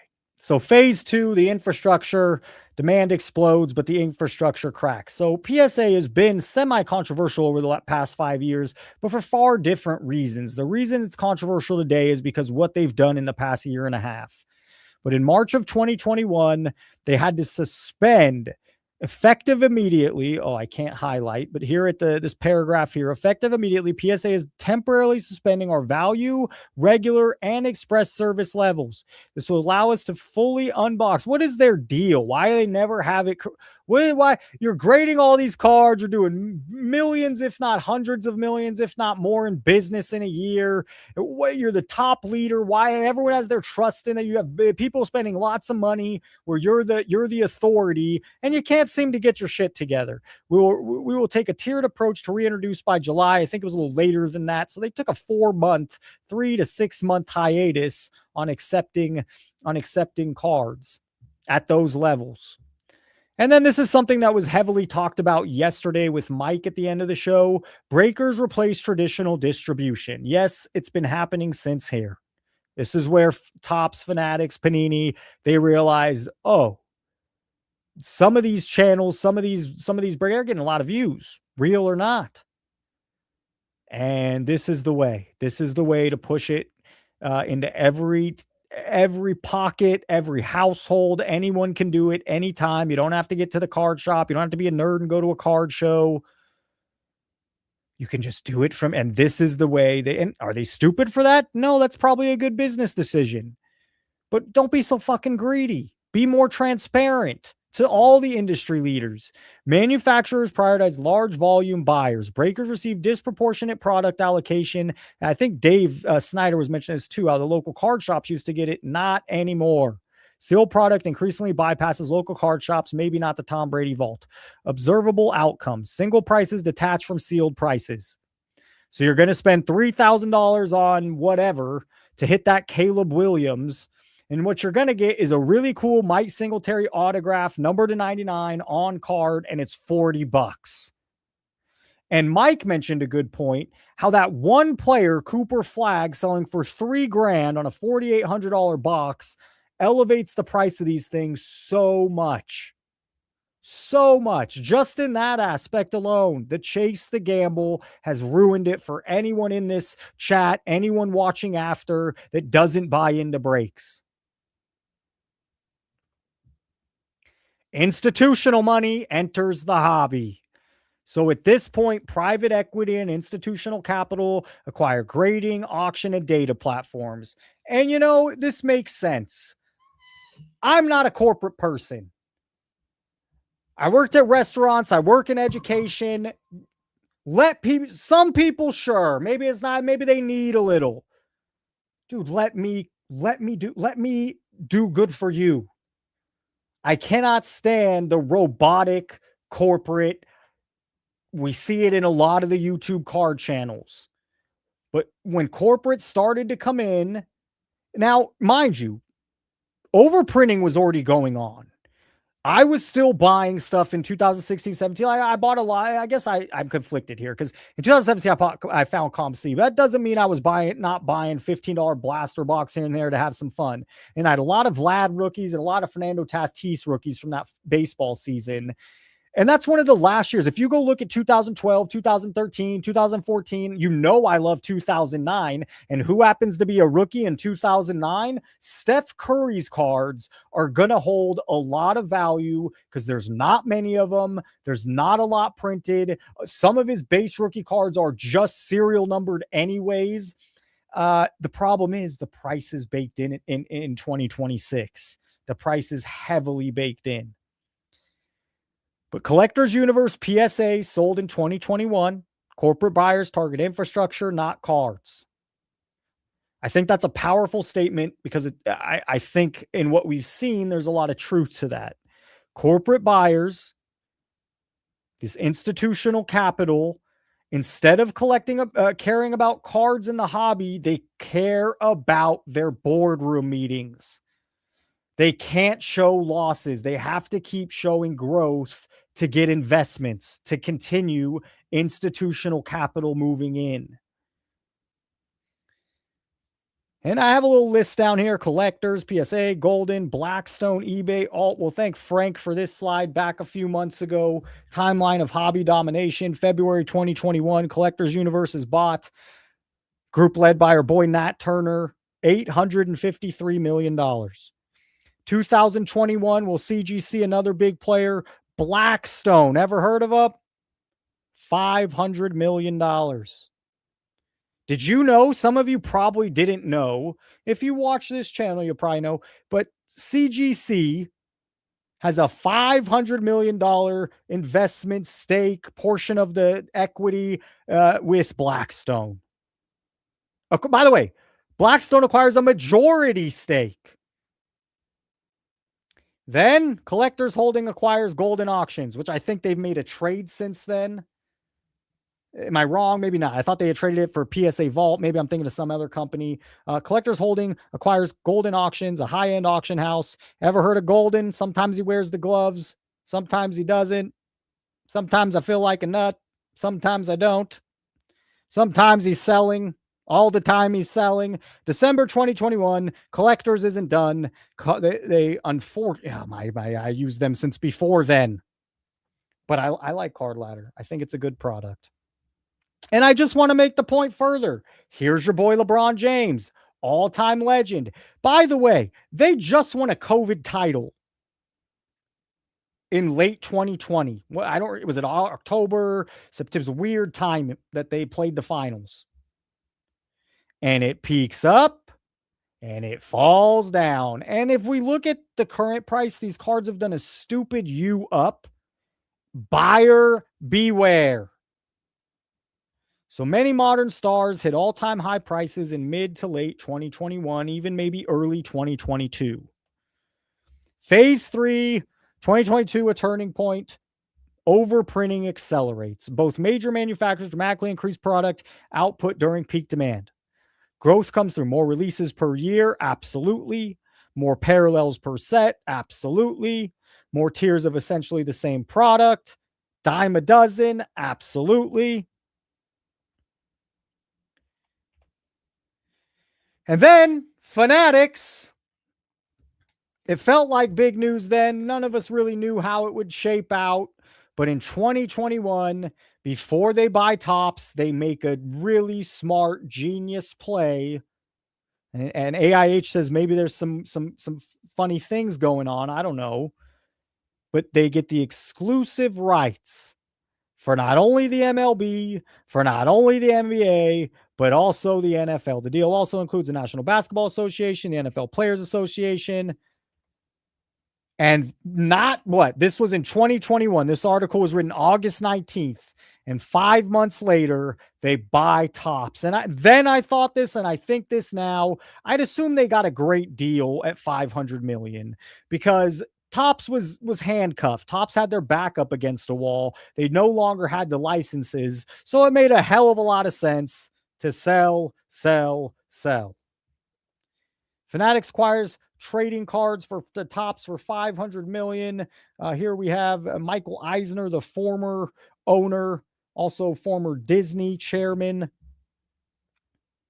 He called Topps brand a jewel in the Fanatics portfolio. And Michael Rubin is the perfect entrepreneur. At what point are you not an entrepreneur? Like, at what point are you just corporate and have the connections and are greedy and you're not necessarily an entrepreneur? It feels at one point maybe you were. At some point you become a business mogul, not an entrepreneur. TCG did keep the hobby booming. As much as you don't want to think that, in 2022, G.I. Joe, Shine and Logan Paul. Was Ken Golden involved in that one? I can't remember. Maybe not. An authenticator who's supposed to be respected. It seems a little fishy. Pokemon, Rattle Pokemon, and others, including myself, have come out with videos showing, it was probably a little staged, a little set up, but it was good for business. So as we see these card prices tanking, this is what's happening with Logan Paul and Pokemon. And because this happened, much of the Pokemon spike happened at the same time. And the reason I mention this is because card shows in 2020, when it opened up in 2020, was a boom. Sports card shows were all sports. Everyone wanted to get out of the house. Everyone had been buying all these cards. And then slowly but surely, the Kyler Murrays, the Trevor Lawrences, the Jordan Loves, all these rookie patch autos that were selling for 20 grand in every case. You'd go to a show and they were gone. They were not profitable. People lost a lot of money on those things. But then soon and surely, you start going to these shows and all of a sudden they're 30% sports cards and 70% TCG. And some of you will argue that some of your small local card shows are predominantly sports. But I'll say many of the card shows, including the Las Vegas card show, which is a little heavier sports, but much TCG. And then Front Row Card Show is 75% TCG. And he came on to one of the talking head show, the runner. And I like that guy. I've talked to him, the guy that runs Front Row Card Show. And I grabbed his card. We've had conversation. I lost his card. I want to get him on. But he said he was making a deal where it was going to be more sports card centric. Well, I went to the last one a month ago here in Vegas, and it was definitely predominantly TCG. So while these cards were this is what you'd see in 2020 and 2021. If you were in the hobby and you were going to card shows, this filled every case. There was no vintage. I'm telling you, zero vintage. And heavy football. I think one of the reasons you're seeing football lag and spiking back up is people lost tens of thousands of dollars on cards like this. On the quarterback market, on the wide receiver market. NBA, you saw it, and then now the 13 million. In NBA, people lost absurd amount of money also, and then it crashed and flatlined. And then that $13 million sale and a little bit of pumping and a little bit of this and a little bit of that, and now all of a sudden the basketball market's on fire again. But I'm not making this chart up. And there's more like it. It's just a card I've followed and watched. And so I make the point. It came out at 20 something, a private sale for 45 grand, another sale for 20 something. And today I think it's under $1,000. And this is what's going. I know you don't believe me and you don't want to hear me. This is exactly the same spike. And read a fucking chart. Learn about investing. Charts tell a story. I'm not the first person to look at a chart. You know what investors do in the stock market and other things? They're chart fiends. Look at a chart, they don't lie. Either some manipulation's going on, something weird's going on, and there is going to be a big crash even if you think you have the right player. There's Tom Brady. And no, you're arguing, okay, maybe if it U's up, it's not going to hit that floor again. At what point are you going to buy on the U up? And second of all, this was it for his prime of his career. And then this happened. So who's the hell to say what happens next? This is what an economic major or masters, or they would say there is way too much volatility in this market. And they're right. And you could say, oh, they say the same thing about crypto. Well, look what the fuck happened to crypto recently. And depending when you bought in, you might have lost a lot of money. And depending even if you made money, well, now you just lost half of what you thought you had. Because it's a volatile game. And by the way, someone very in the know, someone I respect a lot, someone I've talked to a lot, one of the viewers here, he's done very well on crypto and he calls it a 4-year cycle. And he's timed it perfectly every time. And so the peak, and what do I care if I share? He doesn't care. It's not sports cards. No one's shilling a certain card. Bitcoin hit its peak in October or November of 2025. And he says it's a year until it hits its bottom. So don't be going buying Bitcoin until the end of the year. And then, all the other crypto just follows what Bitcoin does. And he thinks there's maybe one more 4-year cycle. Maybe.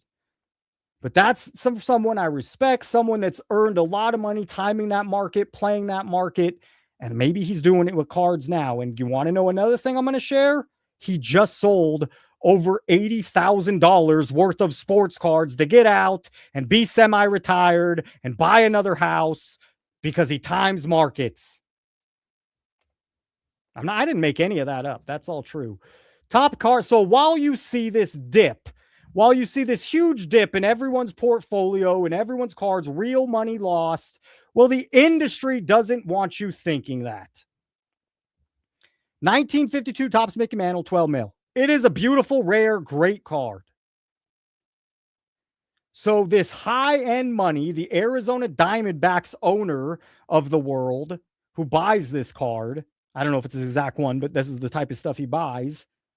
Like this is when the Illustrator card sold for $5 million and this Luka for $3 million. I love Luka. He's one of the most fun players ever since he had those first 2 years he played, I believe the Clippers in the playoffs and lost. And maybe it was Clippers and somebody else. And they were great series and he hit some buzzer beaters. I was all in. I was sold.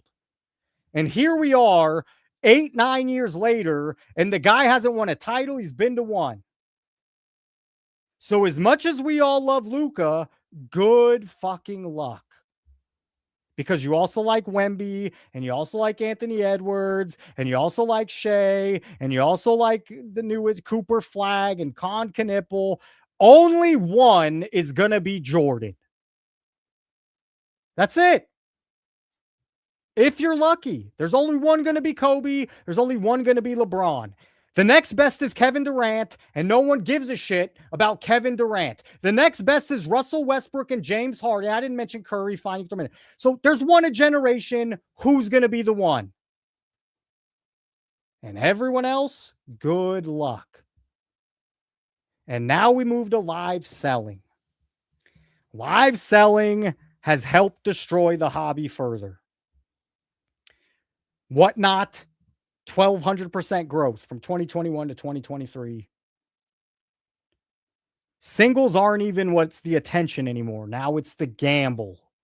It's I made this prior to Mike coming on yesterday, but this is the exact graphic you should use for when you're talking about it being gambling. Speaking of which, I always forget to end the poll. Oh my God, chat is moving that fast? Whole Frank. Okay, maybe not. Maybe I just caught up. Wow, that was a lot. I just caught up. I'm going to end the poll. Let's crazy. It's crazy. They're not paying attention to you, Prof. They're beefing with each other. It's nuts in here. So Rhonda has her work cut out for her right now. She can't even keep up. We can't keep up. Neo and Charles are beefing again. Charles is calling Neo the ultimate shill, and of course, you know why they're going back at Charles. I think we've beat that dead horse. But I'm just saying, hey, let's get them both on. Now. You need to both get on. Everyone trying to enjoy the comment. Yeah, dude, it's like it is like a classroom. And the back row is going crazy right now. Frank, I love when you pop in like that. We talked about it last Thursday. I think it's a great addition to the show. So live selling adopts gambling mechanics. The wheel. And at first you could buy your own wheel and you could weight the wheel behind and you can manipulate the wheel. I don't know about these digital ones. Who knows? There's the bounty. And then, the buy in 5 seconds or this last spot. I don't even know because I don't break. There it is. Come break at tell all the kids now, come down to the breaking room, come to look at the breaker bowl. And to even, how do I want to say this? I want to add on to that point in a good way. First National last year, so lucky. I got burps today, bro. My stomach. Been a rough day. I'm also lucky to be able to vent and be here and talk this and not stew about a tough day at work. But I went to the National for the first time. It's always been on the East Coast most of my life. It didn't make sense. Hey, if I'm going to spend $1,000, $2,000, buy cards. What am I doing going across the country? It made sense for my channel started to okay. So I went to this is the year before, by the way. They had a different setup, a much kind of better setup or crazier setup. And you know who was there getting the givvies, getting the stuff? It was kids. It was the kids. And the brand, and depending who you want to call kids, the people working in 80% of these booths were 24 and under.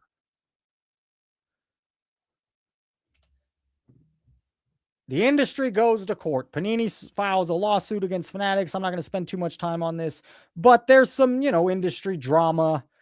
This is on, just real quick. Panini alleges Fanatics engage in calculated, intentional, anti-competitive conduct by securing long-term exclusive licensing deals with leagues and player associates, according to the lawsuit. Now, the reason why Panini doesn't hold much water in my book, and maybe they're right and win, but it's like, Panini, you were doing the same thing. You had the exclusive license as well. So let's stop the whole exclusive license and let people print cards.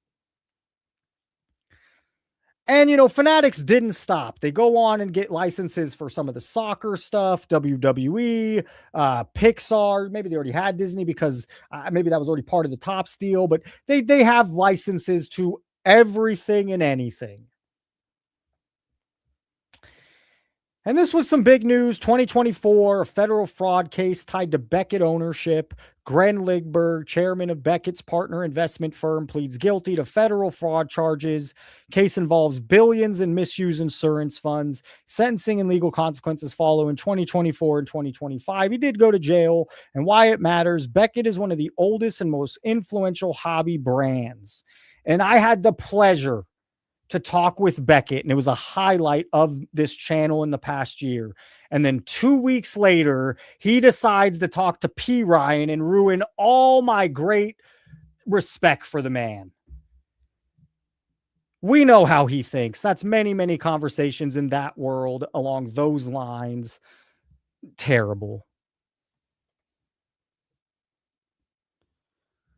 And, another part of this was money laundering. And some people, I know this was separate from Beckett and sports cards, but there's a lot of people that look at the chairman of investment company that owns Beckett Media pleaded guilty to $2 billion money fraud and money laundering. And many people often connect some of what goes on in sports cards to money laundering. And Collectors Holding wasn't going to let Fanatics have all the fun. So in 2024, this is everything they have. And in 2025, their whole business model from a third-party authority grader absolutely went out the window. And Nat and Ryan, if you watch or you're a listener here, I had no issue. Okay, turnaround times, okay, inconsistency. These are grading problems. But what you've done is you've created a new business model that completely ruins the credibility of your grading company. Because now you introduce mystery packs and graded grails and want to be the leader in giving companies these graded grails. You then went ahead and bought SGC and kind of killed the company. They already own Card Ladder. And the biggest one where I find there could be manipulation or funny things going on, whether intentional or not, is this buyback program. And on top of that, they partner with GameStop and they do the whole digital packs. And the last thing I'm going to say, and it kind of speaks volumes, they got pushback on the wording that PSA is buying them back. So they changed the wording to 3 different words, like the affiliate buyback or buying it back. It's not good enough. It's still not transparent. It's still BS. It still feels for legal purposes. That's all in a nutshell. Forget all this. The one way they handle that, I want to know where those cards are going, who's buying them. You clearly know. I know I'm making this point, but it's truly everything you need to know about the entire company. They know who's buying those cards. They know what lines they're going to. And there's a lot of nefarious or weird things that could be going on in this whole game. So for me, it's very important you're transparent about it and not just changing 3 words for legal purposes. And then you have Clever Cuban and other guys that are advertising for you, it seems, pushing how great this little wordage change is. Oh, look what we did. Look, we don't want to say it. You say it for us. You make it look natural and organic. I'm having fun. I'm speculating, but I'm probably not too far off from the truth. Again, thank you, Frank. And the big one here is we fast forward. Oh, by the way, in 2021, collectors bought What A Games, who's the biggest video game grading company. So how are you like, that guy wants depositions on these guys defending gambling. And at the very end, or at some point in that conversation, he mentioned PSA and some of these other companies, you have to look out for monopolies. Well, it sure seems like you'd have a hell of a time defending yourself with all these acquisitions against being a monopoly. Collectors didn't stop. They acquire SGC in 2024. They acquire Beckett in 2025. Private equity turning the hobby into an industry. Hobby versus industry 2026. The rich elite controlling all aspects of grading, valuing, selling, and producing sports cards. And hopefully we can still have the peasant cards. But as we'll notice, those peasant cards are starting to look a lot fucking nicer. Because everything you're doing, the overprinting, the saying, hey, this is the card, nothing else matters. I will give Fanatics some love. Their 2024 Fanatics sucked. It was not what 2025 was. In 2025, they went away from using YouTubers that they're partners with or love. And they went to A-Rod. And they went to Livy Dunn. And they went to whoever the hell else, every other big. And by the way, in hindsight, did Fanatics, who has all these relationships with the NBA, did they coordinate that trade happening while Kevin Durant was on the podium at Fanatics Fest? I know that's a little conspiracy, but they are not. The one thing I'll give them, I hate their business model. I think you don't really know cards. I think you missed the mark and are pissing a lot of real card people off, but you're not stupid. You understand business and how it's run in 2026. And so you went away and you used real celebrities and you got a lot more people there. And when Neo went, I'm not even hating on Neo. He got that gloss. He got that shine over his face because he had a blast. See, how often do you get to see I don't know if you saw LeBron James right there, but some people did. And LeBron's his guy. And I know he loves WWE, and Fanatics did a huge thing because no one's in season at that point. WWE is all there. They did you could walk down the aisle. You could do your thing. So, I will say they did make Fanatics Fest. They did, and it's gonna be good again. It is. Has been intercon. And if I had an opportunity to talk to Stone Cold or Steve Stone Cold at the National, hell yeah, that would make the Tom Brady clip I got. I was right there in front. Boom, Tom Brady's coming out signing for. Oh, what is he doing for the kids? They wanted all the parents. Hey, this is real. This is, again, just PR, just smart people they hired to make it look good. I was right front and center. Tom Brady's coming out. We're all waiting. I wanted it for content. I'm following the content. I'm following Michael Rubin around when he's there. I want to say, not in a creepy way, but I want to say, what's this guy going? What's he analyzing? What's he doing? It's just a bunch of meet and greets.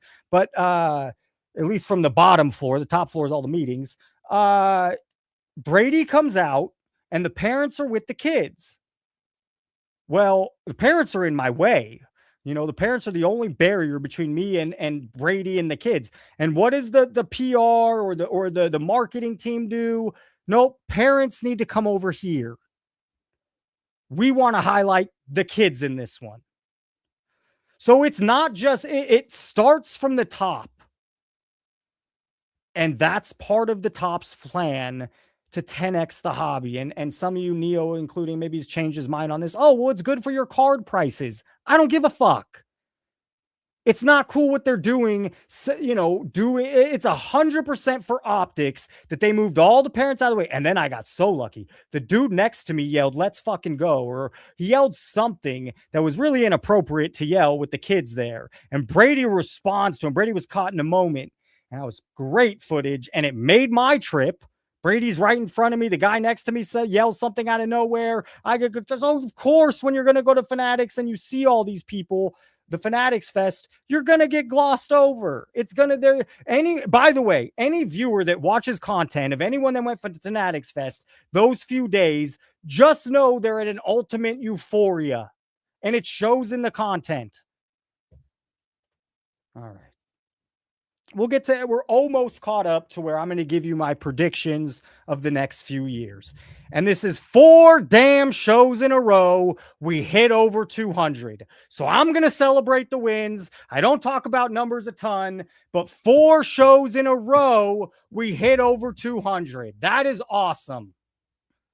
And the show is nothing without AIH and Dave Snyder and Rhonda and Frank and the guy buying views out there that Neo's beefing with. And I think Charles learned his lesson, but we'll find out. I think he did. I think he understands that Charles, all the other guys are doing it, and there's so much nefarious things going on that it doesn't make you look good because it wraps you up in the nefarious things going on. Who else? All of you. The people did. I got 3 stories in the past 3 weeks on different shilling on eBay. So does eBay really care?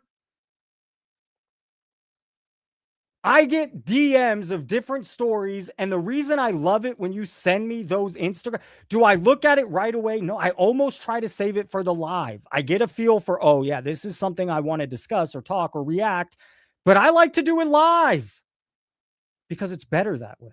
So the show is nothing without you in the community. It's just the truth. And I am thankful as hell. I had a bad day at work and I would have stewed on it, and I can't exercise and do that healthily. And that's how you deal with certain days. But I get to come on here and have a blast with all of you. And the other thing I'm going to say, you don't think I fucking prep? Yesterday, I was up till 2:30 in the morning. Facts. So Mr. Joe says I have my foot half in. Joe, I just understand the game, the hobby, the industry 100 times more than Mr. Joe. Shill bidding. This is probably one of the biggest stories. And as you're right, someone in the chat says, why does it just slip away? Because that's what happens. I'm going to tell you some more news. Snipe, his cards sell for 10%. Snipe. Probstein sells. You go do your research. His cards sell for more on eBay. Why? I don't know. But if you're someone that's selling a $30,000 card and you can make an extra $3,000, $6,000, that's real money. Where are you selling your cards? You're going right back on eBay and you're giving your business to Probstein, and that's what's going on. And he has connections. He knows people. He has sellers that have been selling with him a long time that are happy. Then when things get, you look, on eBay, you could shill bid things up and nobody knows or seems to give a fuck. So when it was determined on Snipe on the back end that maybe that was going on, well, hey, that's status quo. I'm having fun. I'm speculating. But I'm probably not too far off.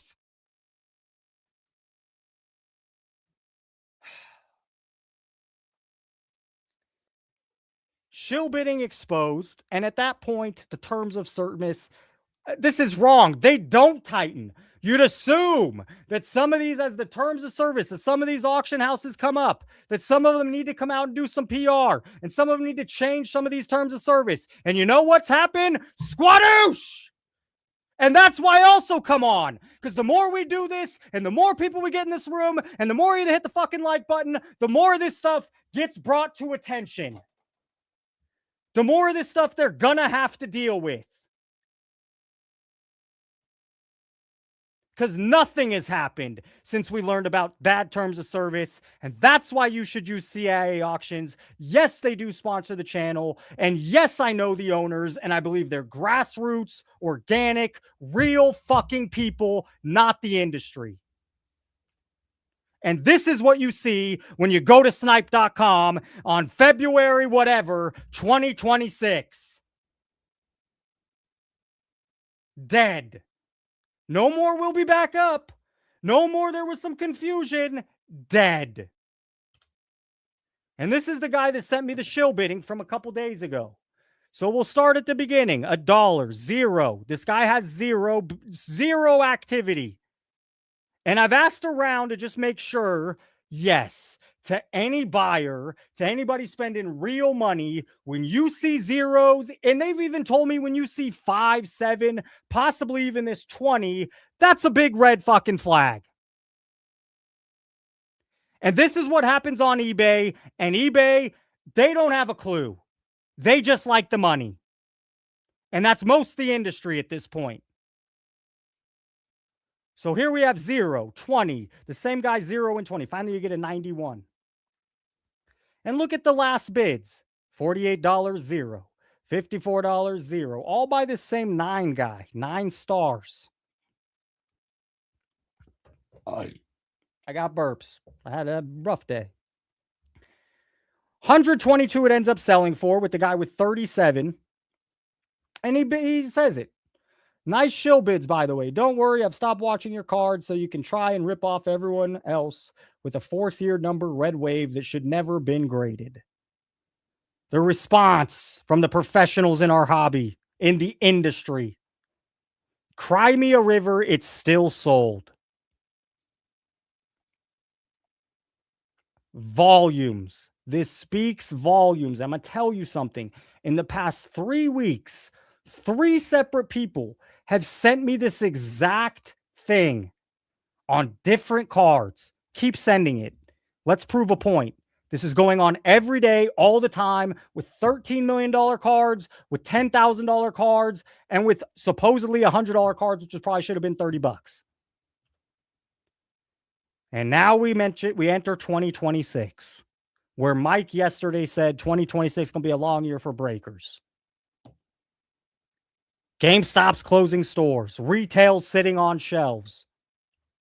And now, what will happen next? So, Big Brother arrives, live selling. I believe the gambling mechanics are now overt. The payment processors demand risk clarity. The investors need more stability and regulation, or maybe they don't. We've seen pressure from a lawmaker, real or not. The public here. Apparently parents of young buyers, maybe, maybe not. And Mike yesterday, and Dan yesterday, and so many others see right through it. So what changes? We start seeing more odds. We start seeing some age gating. We start seeing some game style restrictions, and the last one I believe is going to happen is you're going to need a license to be a breaker. So what happens? Insurance requirements rise. Chargebacks increase with regulation. The regulatory pressure grows. Platforms tighten compliance. And what it looks like, certified breaker programs, revenue share agreements, fewer, larger, more polished operations. Basically, if you're one of not the top 20 breakers, if you're not one of the big, huge breakers, you're not going to survive the change. This is already going on now, so it's not much of a stretch, but it's going to get worse. Every box becomes a unit of loyalty, and we see it right now, unfortunately, with a guy that held out for years, and that's Rob Veris at Burbank. I just showed you a picture of Mojo and who was the other guy? 2 creators right there at the shop. And 2 weeks ago, I showed you Mama Breaks and Mary Gamble at the shop. And Rob Veris was at the Super Bowl Fanatics party. Why? Because every box that he needs to run his shop, to keep his shop going, to be one of the biggest and best names in the hobby or industry, he has to show that loyalty. And as Dan said yesterday, local card shops are being squeezed. It'll continue. Live's going to emerge as Fanatics' core platform. Live. Impulse, addiction, get them hooked.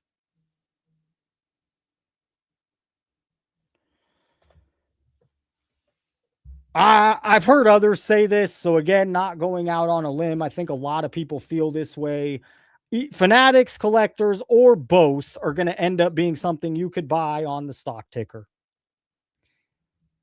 They've got all this private equity, and what's their exit? Well, it's to go public and, make some of that money back. A lot of it back. So that's another one of my future tells coming up in the next few years. Dan also talking about this a lot. I think a new grading company catches steam. I do. Whether it's the high end keeps going to PSA and people like me or the average or some of the TCG, they're going to move away. And whether it's a current company now, whether it's someone else buys out a current company, and whether it's a new company that's created, I think there is plenty of room for competition versus collectors. And I do think a new grading company will catch steam, whether it's a current one or something that doesn't exist yet. All right, this one's way more out on a limb. These are three. I talked about this 6 months ago, and I'll stick to it. I think these are three IPs that won't survive. These are a fail. Lorcana tried, and they are getting crushed. People want Pokemon, and unfortunately, One Piece and Bandai came out, and no one gives a shit about Lorcana. There is a player base, but let's see how that goes in the next 4 years. This is the stupidest thing I've ever seen. There is no player base. It's false. I can't find anything about anyone playing it. You can't find anything about anyone teaching you how to play it. They set up at the National a championship where I tried to do my research back then on how did these guys even get to the championship, and you can't find any regionals, semifinals, nothing. And then V-Friends, you're lucky you got brought on with Topps Chrome there for a minute. Will it last? Garbage product. You have so much competition. You better keep being the face of it. You better keep pushing it, because I think it's going to fail. The rookie gold rush ends. I already talked about Ohtani earlier, and some of these NBA rookies, even as much as I like Luka, they all aren't going to be champions. They're not all going to be remembered as legends. There was I point to Olajuwon, who did win titles. Ewing did not win titles. Reggie Miller was a top 10 NBA player, if not better, of that time period. And no one gives a shit. Nobody cares. It's Jordan, and he passed the torch to Kobe, and he passed the torch to LeBron, and he passed the torch to Curry, and we don't know who's the next one, but it's not going to be a dozen. It won't even be 6. It'll be one player. Someone's going to get left holding the bag.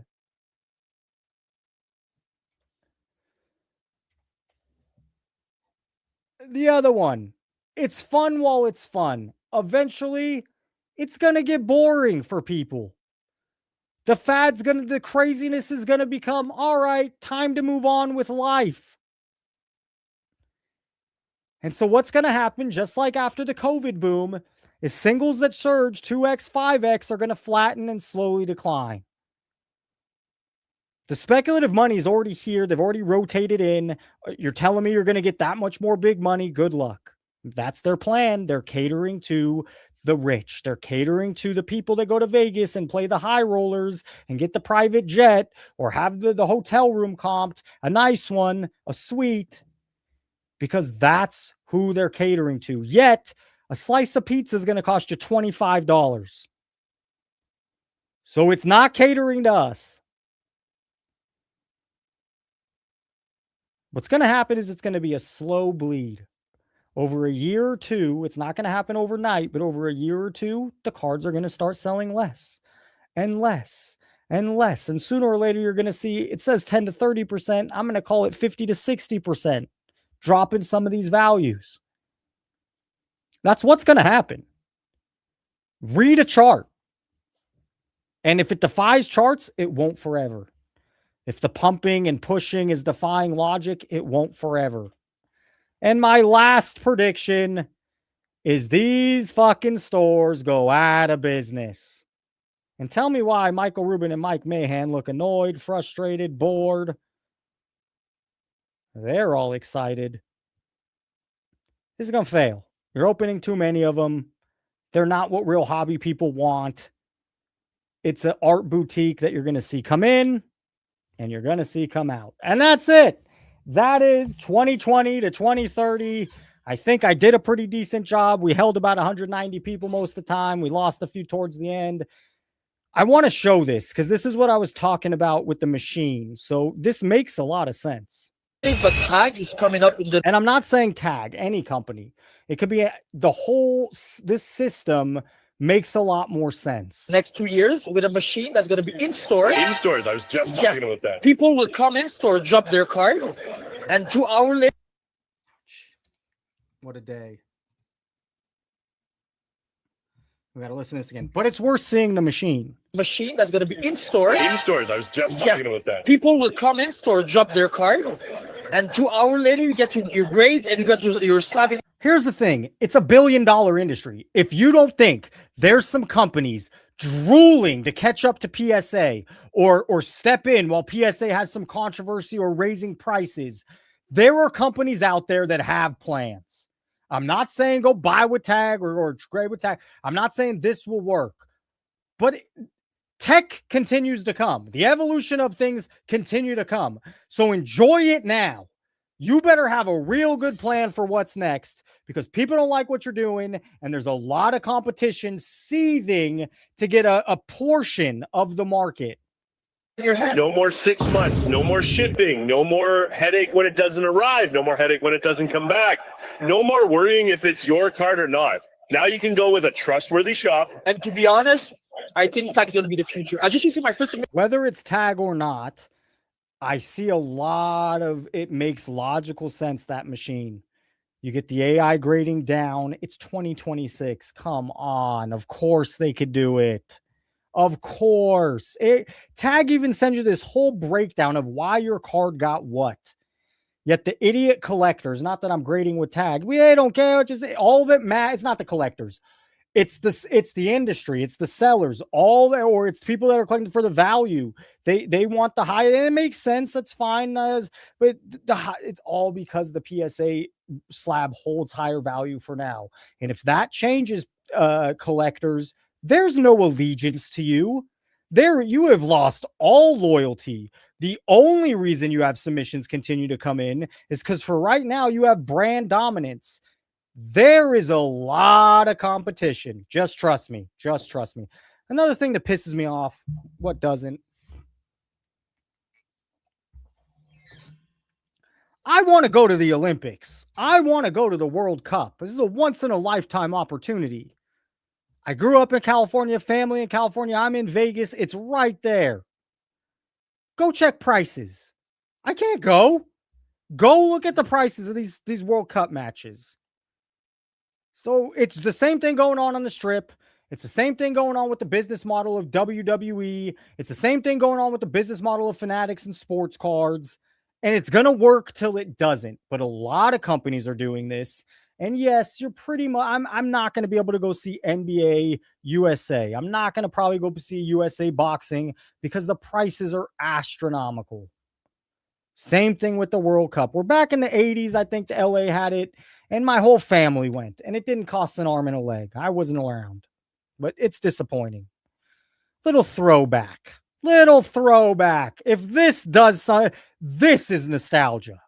Before the internet, everyone had to tune into the same thing. We're also disconnection and bifracture in our own niche at the moment. But there was a time in the world, in the country, where if you wanted sports news, you had to watch this. If you wanted to see highlights or you missed the game, you had to tune in. You had to, and you couldn't rewatch later. You had to watch when it was on. And that's just not the case anymore. So a little more nostalgia. Prime Barry Sanders was the greatest running back. Fly with me, let's fly away. I mean, I'm lucky I got to see him. There's some people I'm disappointed I didn't get to watch play. He's better than anyone else I've ever seen. There's some great running backs since, but it's not close. And he was a gentleman. He was humble. When he scored a touchdown, it was act like you've been there before. Barry Sanders is the man. I have one more because I got to watch a fight right next to Dennis Rodman. And he didn't know I was with my girlfriend at the time. It was at Hooters across the street from Angel Stadium. We went to the baseball game. We went across the street. We sat outside. And all of a sudden, this tall, deathly skinny guy, he flirts with all the waitresses. He's a drinker. He's a partier. He's having a great time. And people are talking. Okay. At the very end, we're getting up to leave. I walked next to him. I shook his hand. I said, I said, you're the best rebounder I've ever seen play.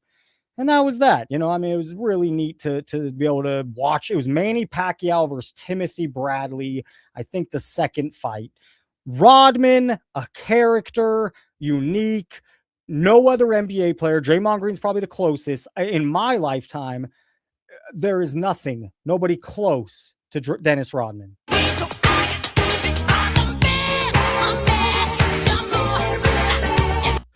I mean, he knew how to get under your skin, the psychology. He's playing games all the time. Malone hates that. Malone gets under Malone's skin more than anything ever. Draymond Green thinks he's good at it, and he is pretty good. It won him some titles.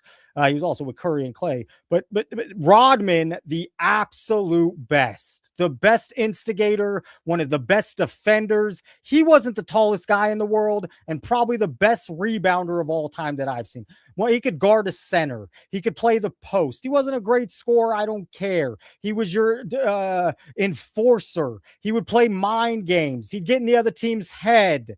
He was top tier. And also this dude, I think there's a Netflix documentary. I don't know where I watched him. He had a really rough upbringing, very rough, a lot of siblings. He ended up finding a home with another family in high school that just did him wonders for him. He's just a really good story. Very eccentric, has his problems. I like Dennis Rodman. And this is the last little nostalgia part we'll do. If you remember LAN parties, there's no Wi-Fi. If you wanted to play a computer game or StarCraft with friends, or even a video game with friends, you all bring your system, you all bring your TV or your system here. And this has some nostalgia for me because I was 13, 14, 15. And this was the change of the world. This was the beginning of it all right here. What else do we have? Oh, is he wearing gloves or no gloves? Holding 1.5 million in cards. You'd figure he'd wear gloves holding 1.5 million in cards. Thank you, sir. All right, let's see what we have here. First up. All right, that's not Golden's voice, but it's Ken Golden's Golden Ink here. A 2022-23. Golden, reprimand this man. He's not wearing gloves.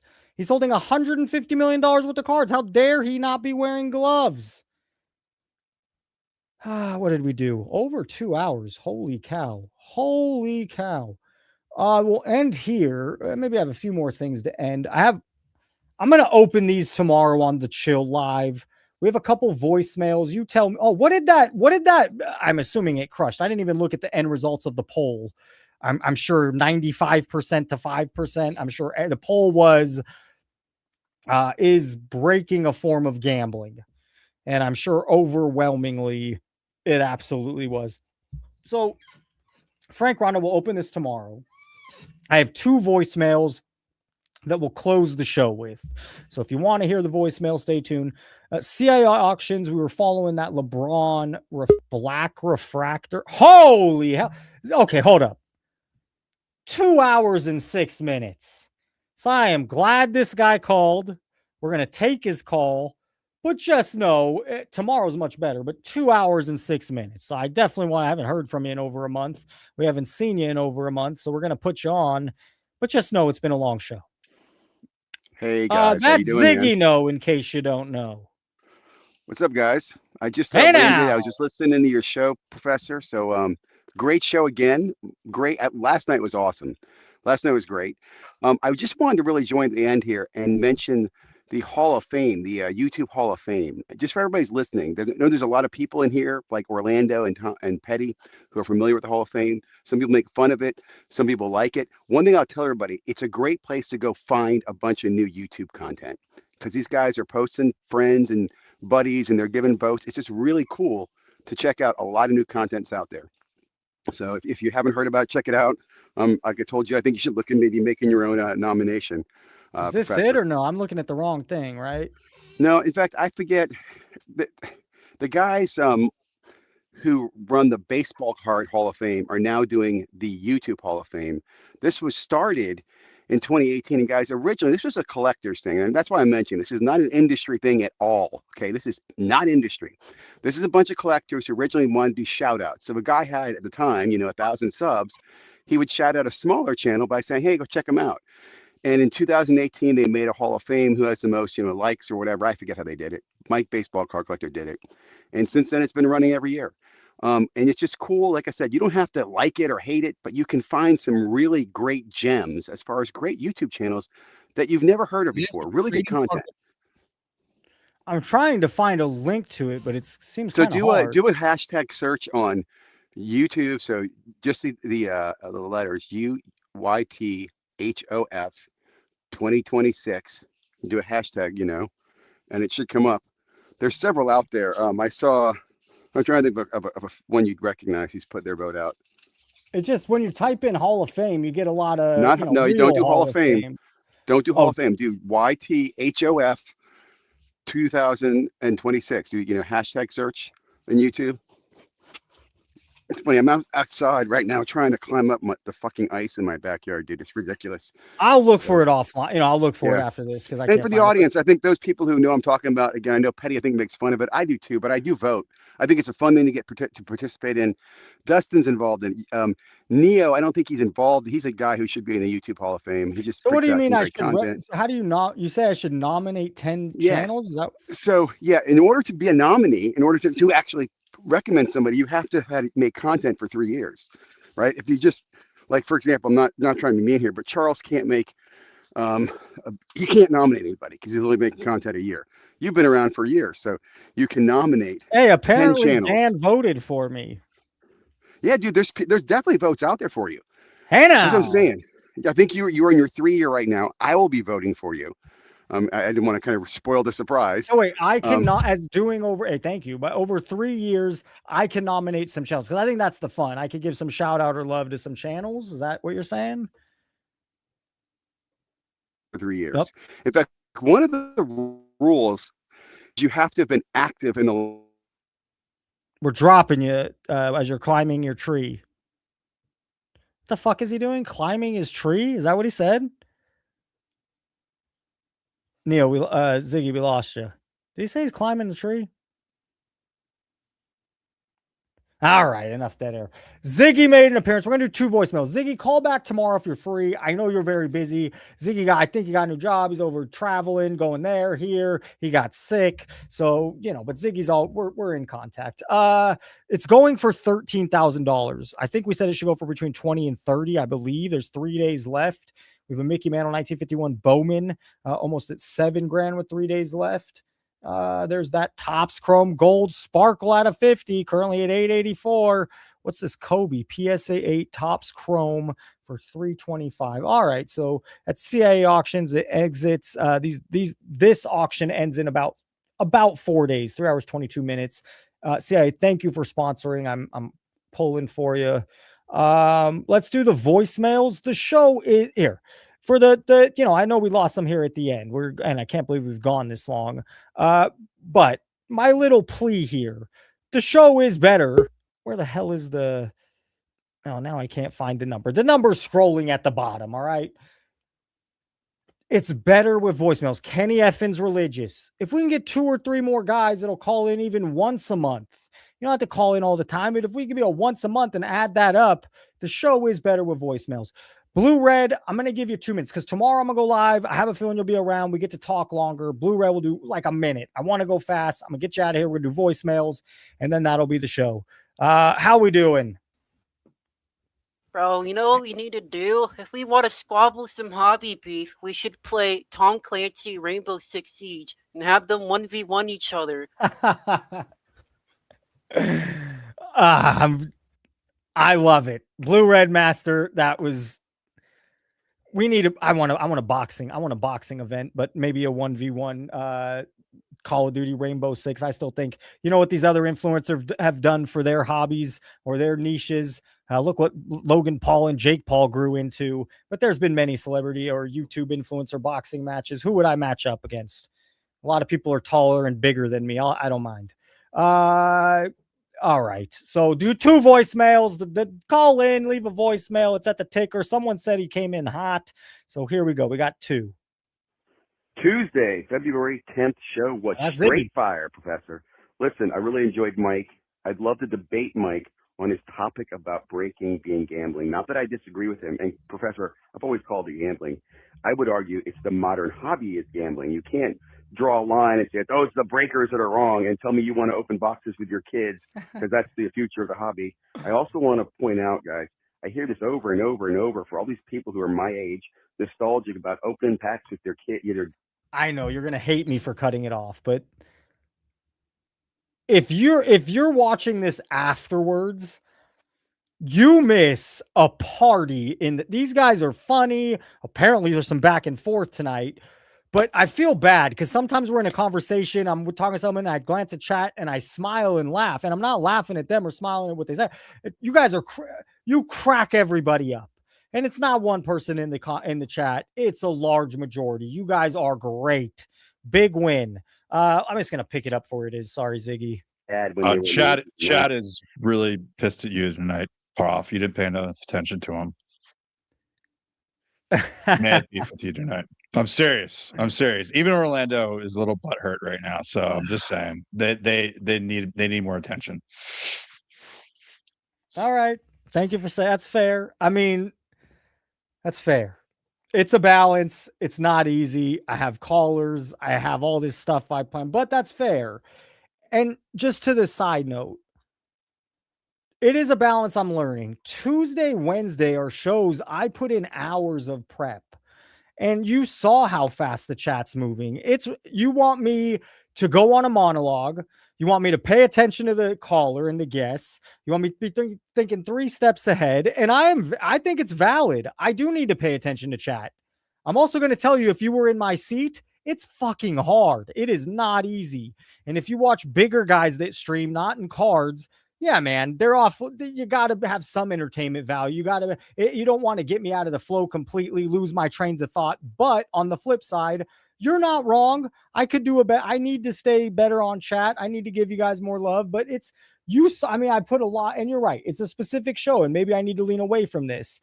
But all this was stuff I wanted to get to, and I did focus on that and less of you guys. What I will say is I definitely gave you some shouts out because you're hilarious, and the show isn't the same without you. But interesting to hear that you're mad or frustrated. I'm going to, what do we got? We'll do it. We've already been going so long.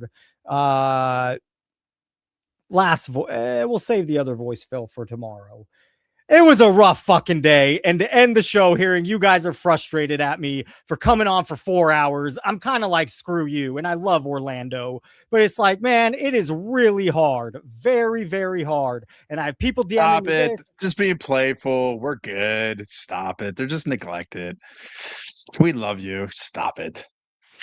Neo, I'm trying a 45-minute presentation. I'm pushing. Oh, don't listen to Neo. No, right. Don't listen to Neo. It in my head. It's kind of boring. It's kind of educational. I'm not going to get riled up. It's not that fun. It's not that entertaining, but it's one show out of a year and it was worth going over, but you're not wrong. It was amazing. It was really good. No, I'm just telling you what they're saying. They feel neglected. I don't agree with that. I think we should be concentrating on good content. If you did everything these fools want to do, is going to them, but it's just not easy. I'm learning. No, they just want to talk about Charles buying views and Neo being a shill. It's the same shit over and over. Well, here's the thing. Chat, get them yeah. both to call in. What do you want me to say? I already ripped Charles last week.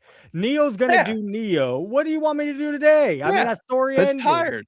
But if Neo and Charles will end it here, let's make a clip of it. Neo, Charles, call in. Neo, you could give him your thing, but that's not going to happen. So I don't even know how to respond to that. And then it throws the whole vibe off. It throws my whole thinking off. It throws everything off. That's right. So yes, I didn't, but maybe I didn't talk about it for a reason. I ripped Charles last week. Charles hasn't made a video in 8 fucking days since that happened. So, Charles might have learned we went in and we see what happens. Neo's going to beat him to death over it. I'll call Neo out then. Neo thought I was a conspiracy theorist for saying people bought views. Neo, start using your platform and start talking about how people are buying views. It's not hard. And it's happening way more than talked about. and you're going to attack Charles, poor little Charles. Start attacking some of the big guys then. You're not going to do that. So there's my stance on that. Frank, say something. Great show. It was a good show. We're trying to make good content here, guys. Stop being butthurt. No, but they're a huge part of the show. I mean, that you are, and it's not the same without you guys. So here, I apologize. I messed up. I'll do better. It's a rough day, a lot going on. I'm learning, and they're not wrong. They're a part of the show. I miss when I don't talk about some of the stuff. That's a missed point. That's a missed good content. So, whew, a lot of behind the scenes talk right there. Next Tuesday, I will be on. Oh, Neo called in. Will we get Charles? No, don't do it. Don't do it. Come on, don't do it. Don't bring Neo on. Don't do it. Neo's a good guy. Neo's chill. Dave He is no, hating Frank tonight. no. He is not. Look, he's the biggest hater of them all tonight. He's the live's not for this. Like, yeah, look at him. No, he's stretching right now. Oh my god. Oh man. Listen, I don't even know what happened. Listen, I don't even know what happened. The presentation was good. I just don't know that the fantastic. live stream is the best place for a 45 No, minute. it was one time. I didn't seem to lose viewers. We stayed at 190 during the whole presentation, and it's one time. I mean, it's hard to be creative. It's hard to have, you know that as a creator. So I've sat in that chair. I know. And you're right. I definitely contemplated this is way too educational. This is way too not but we didn't lose a ton of viewers during the presentation. So Neo, what's the beef? And now Charles called in. Do you want to come on with them? Do you not want to come on with them? I'm out. It's that bad. It's that bad in chat. I was gonna play nice, and then he wanted to call me the PSA and Fanatics Shill again. So when I was not planning. Here's my problem. Neo's gonna stay calm and level-headed, and Charles. I think Charles, you're a homie of the show. I'm afraid you're not gonna stay as level-headed. So Neo, are you okay with throwing him on? Yeah, I don't care. Frank's very against this. I have no idea what happened in chat. No, this will be good. Nia, are you going to bring it during the collision? What? Oh, the thing on Monday? Hell yes, yes. I'll the Monday after next. Are you going to be on fire that night? I mean, I don't know what the topics are, so it just depends on the topics. Okay, I'll make sure. I don't know that. I mean, fire is not generally my dick. Like that's not that's not the way I make content. You'll have your clever little jabs that piss me off. Yeah, I am more like exactly what Professor just said. All right, so Charles, what happened? What is happening right now? I have no idea. Yeller, I don't yell and scream. All I did was these two have some unfinished business right now. So. Charles, I don't know anything. I've been doing the show for 2 hours. There's no unfinished business anymore. Neo and I made up. We agreed that Obafemi's the next thing in big pro wrestling. Obafemi did build a bridge between us. I mean, seriously, he's like Obafemi building a lot of bridges. He beat the tar out of Kit Wilson, and it was just the funniest thing ever. So see how he threw him down? Oh man, he's gonna be so good. But wait a minute, I feel like no, this is too bullshit. There was a lot of trash talk. Frank wouldn't have come on and said like, there's a lot of beef. So did we really squash it? Are we really better? I don't know. I'm good. They were talking so much. Now we're belly rubbing this. Oh my god! See, listen, I told you. I was chill in chat until he busted out the PSA Shill stuff. All I did was talk cards tonight. All I did was talk cards tonight. So yeah, until now. All right, they're both nice. They're both kind. I'm waiting for Charles. I'm good, man. We squashed whatever. This is ridiculous. This is ridiculous. Go. Unbelievable. All right, I'll stir the pot a little bit. So yeah. Come on. Jeez. And I'll be trying to make content here. Like you said, you bought views on one video. Fair. You came on. You apologized for it. We all said, "Cool. Great. You learned your lesson. You moved on." So just explain to me then. Why? Oh no. Okay. Oh no. Wow. Hold up. There he is. My bad. I did not. Yeah.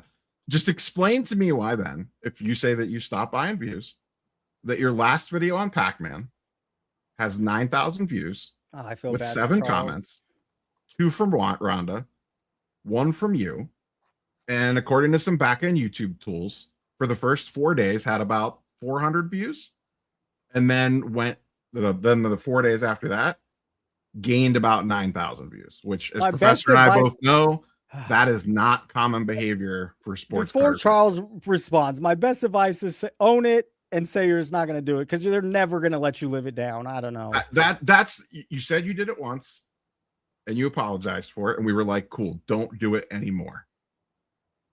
And then your most recent video, and I am the least tinfoil hat person in the room, probably. Bullshit. You know, some of these other guys are doing it too, though. That's Oh, the you only think I issue have? You think I wear a tinfoil hat, Frank? He's You've coming around. been coming over to He's the other coming side. around. You've been coming over to the other side, my man. You got the stick of hose on you right now. That's what it is. You just talked to PSA. Oh, no. You're not tinfoil anymore. When you're getting views, you're tinfoil. But no, you and Ryan. You actually asked a couple good questions, so I don't want to. Yeah, Frank did totally. say, that's all I got for you, Charles. I'm not. Also, Charles I'm has not- you with taken it heat twice fire. now. Last week, this week, and Charles has had it rough. Wait a minute. Charles believes that Neo is a closet Fanatics shill. He thinks he's carrying the water for the industry. So, Charles, come on, man. This is your opportunity to put Neo on the spot. Well, I'll answer any question he wants. I'd like him to answer the one that I just asked him. What happened with that last video? I don't know how YouTube works, to be honest with you.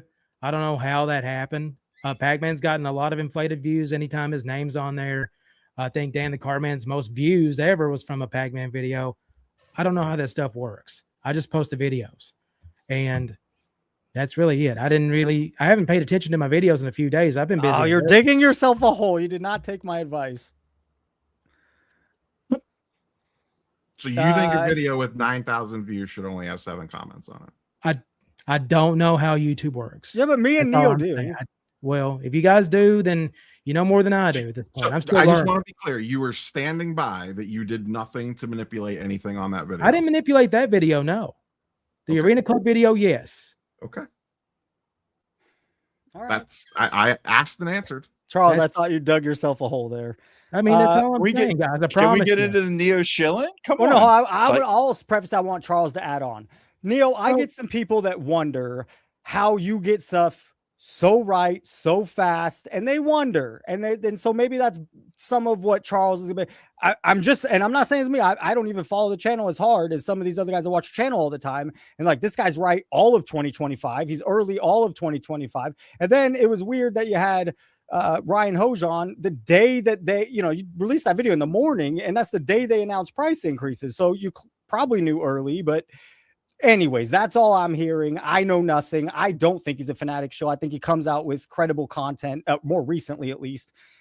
That's me, Neo. I don't know if you want to respond, but Charles, you can go ahead, Neo. I mean, I'll answer Prof, and then I'll answer any questions Charles wants.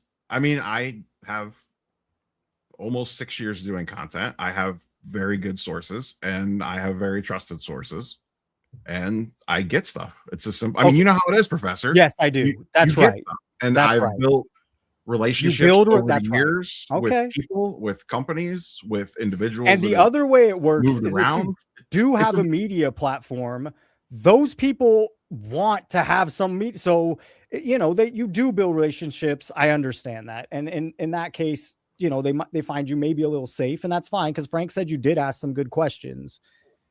Yeah, I mean the PSA thing. Yeah, of course. Yes, I knew early that video was recorded the night before.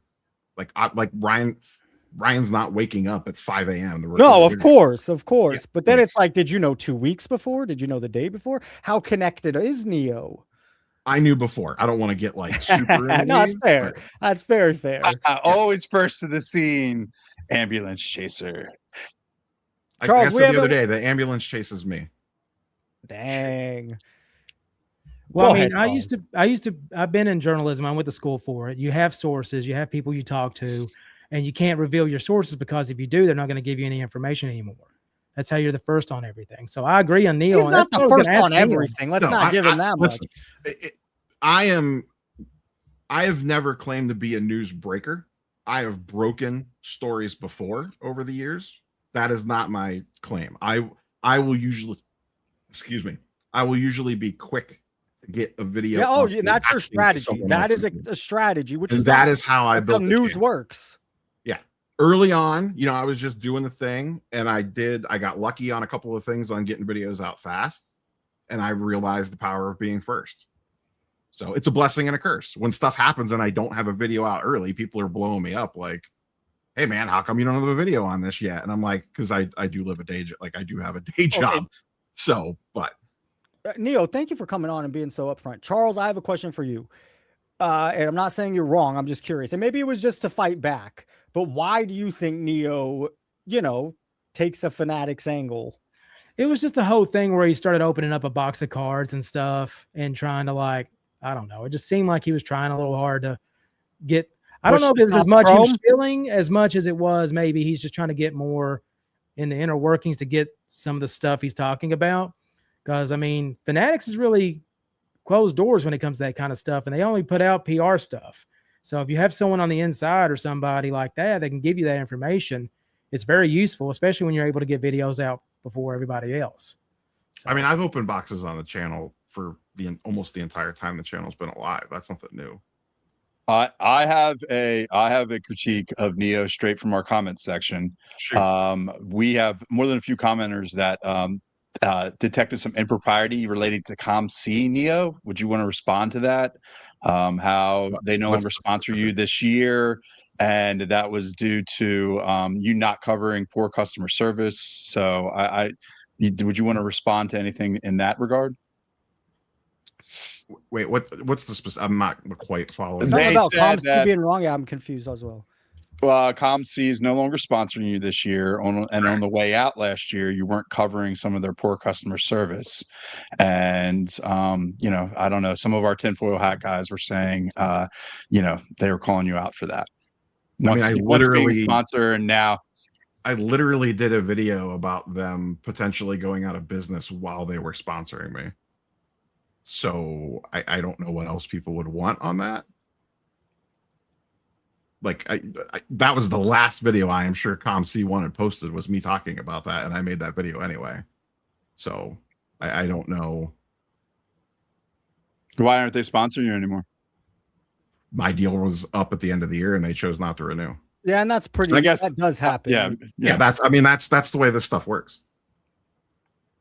That's it was a valid. I think it's a valid question because we never know, but it seems also like a valid answer. Yeah, the contract ran for a year. The year was up, and they decided not to renew. I'm trying, Player Warren. Trying, okay. Neo, okay. So as Frank mentioned, on that Monday though, I am going to get out a little out of you. I promise you, I'm going to get a little out of. That's my goal. My goal is to get a little out of Neo on that show. Yeah, I mean, I was still sponsored by ComC, and I literally made a video. Is ComC going under with a building with a fire, with a warehouse building thumbnail with their building on fire? I actually saw that thumbnail. I have a question because this is just Charles. I got to bring it up. Chat's never going to live this. This is always going to be a thing. So I feel Charles has come on twice. I'm not worried about Chad, to be honest with you. Okay, I'm really fair. not. But I want to give you a little respect on this angle. I ripped you last week. Neo kind of put it to you right now. You showed up, you took it.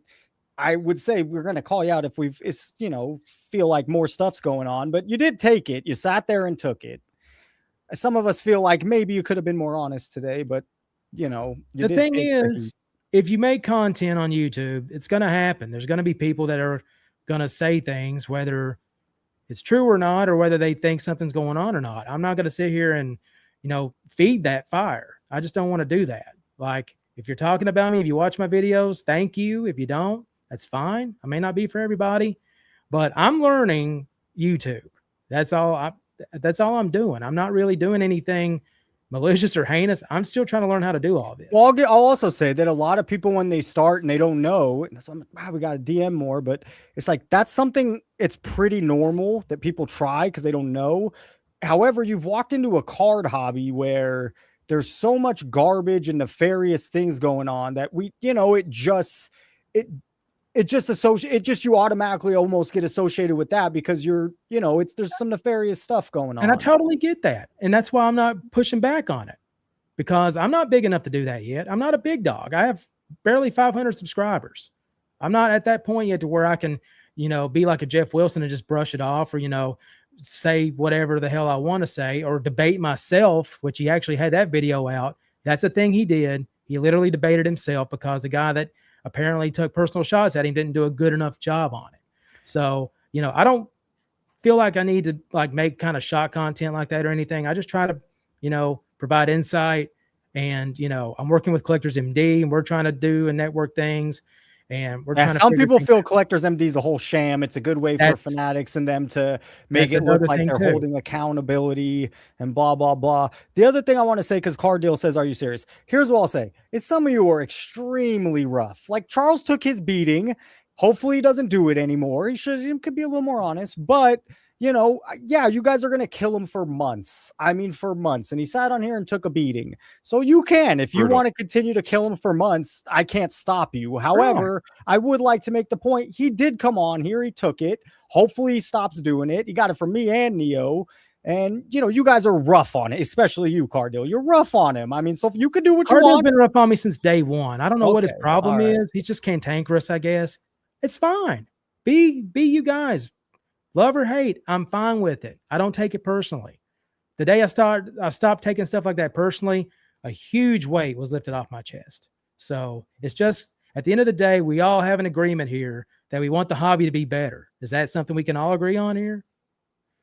Yeah, and I think that some of the stuff you speak to is that you say Charles is a leech off the press. Maybe, I mean, he was a card deal. He was fair. I don't know. It's called I don't networking, card he deal. was Look he into was it. also the first caller of the show ever. But they're, yeah, network. Okay, fine. But they're, all right. Well, that maybe he proves you right, card deal. But anyways, guys, we went 2 hours and 34 minutes. Neo, thank you for calling in and doing this. Like, you did not have to call in and do that. Hey, no problem, man. I'll talk about whatever, whenever. I don't care. Charles, why does the what's the PSA Shill angle? Because that was your other big thing that you always come It's at just me the for. softball questions let's with squash the this two right now. guys. It's the softball questions, man. You can ask questions and be tougher on them. Don't ambush them, but ask pointed questions about some of the stuff that's going on and make them answer. If they don't want to answer, you can't make them, but at the same time, make it to where they have to say something. Either I don't want to comment on that, or I don't want to talk about it, or, well, make them spin it or conjecture it or whatever. That's how, I interviewed politicians in college. I interviewed 2 governors. I interviewed, you want to talk about hobby stuff, interviewing politicians and getting them to get an answer that you can use as a soundbite. That's damn near impossible without angering whoever on both sides, because you got to play both sides of the spectrum because it's politics. So, I would ask just more pointed questions and just make them at least, either spin it or no comment on it. That's the only critique I had. And So I what just would you thought, have well, asked? What would you have asked Ryan Hogue? why are you increasing prices? What is the thought behind that? We literally talked about that because demand is outstripping supply. I would assume that they're getting 150,000 cards a day, and they can output 100,000 cards. So his reasoning was, whether you agree with it or not, this isn't me defending them. This is just telling you what he told us, said in the interview. That's why they raise prices. So do you think that's more spin, or do you actually think he's legitimate on that? I think that's fairly accurate. I don't know why they wouldn't want to. They want to get cards through the door. Now that's how they get paid. Why would they want to have Neil, cards? my question, And especially remember, PSA doesn't get paid. PSA doesn't make a dime until the card's graded at the end of the line. You don't pay up front for PSA grading. It's in their best interest to get the card out the door as fast as possible. Well, they've been pretty bad at that. But my follow-up to that question would be why. It doesn't make sense. I mentioned yesterday, like, logically, all these cards, a lot of them don't make sense to grade anymore. A lot, like, it just feels like, why is PSA all of a sudden having this influx in submissions out of nowhere? That was odd to me. I think what happened was they got caught off guard at the beginning of the year of 2025 in a combination of Pokemon Surge and GameStop. So they started slipping behind. And then they're like, is it, like he even said in the interview, like, is this demand real or not at various stages? So then if they decide they need to ramp up, it takes them 3 months to train graders. So, okay, you start, all right, we need to hire 15 graders. They find the people, they hire them. That's a 3-month process. So now you're 3 more months into the year and you were already starting to fall behind. So now you're falling behind even more. And then you're basically chasing your tail. I think that's really what it comes down to. And the raise in prices to try to not have so many people submit. Correct. Because they're overwhelmed. I mean, that's That's Yeah, no, but now I don't even grading companies have to pull. You raise prices to slow down incoming submissions. Do you find any, like, there's been, you also follow TCG, there's controversy around PSA. Would you at least, like, right now, would you like say that? Would you admit that before the price increase? Always controversy around It seems more recently. Sure. Okay. All right. So it's an interesting time. There's already a little controversy. Now they decide to raise, but it's just interesting timing. The problem ultimately comes down to, the hobby, whether you want to hear it or not, the royal we, put PSA on the pedestal that they're on now. Like, we did that as a collective community by the big money. Yeah, I mean, it's like, that's the card we decided it holds money. Yeah, we want to pay 40 slab. to 60% more for a PSA 10. Once again, I'm painting with a broad brush. Probably chat doesn't fall into this, but generally speaking, the hobby at large will pay more for a PSA slab. So it elevated them way above everybody else, and now they're a monster. They're Frankenstein. I also want to Neo. We get Neo to talk more on this channel than I ever hear him talk with his face on. I love it. Neo, did you believe his response about AI grading, where he was ardent that it's going to stay human based? What is your take on that? Because I thought that was one of the more interesting parts. You got him pretty down the rabbit hole as far as AI grading and their future, and I didn't really buy it.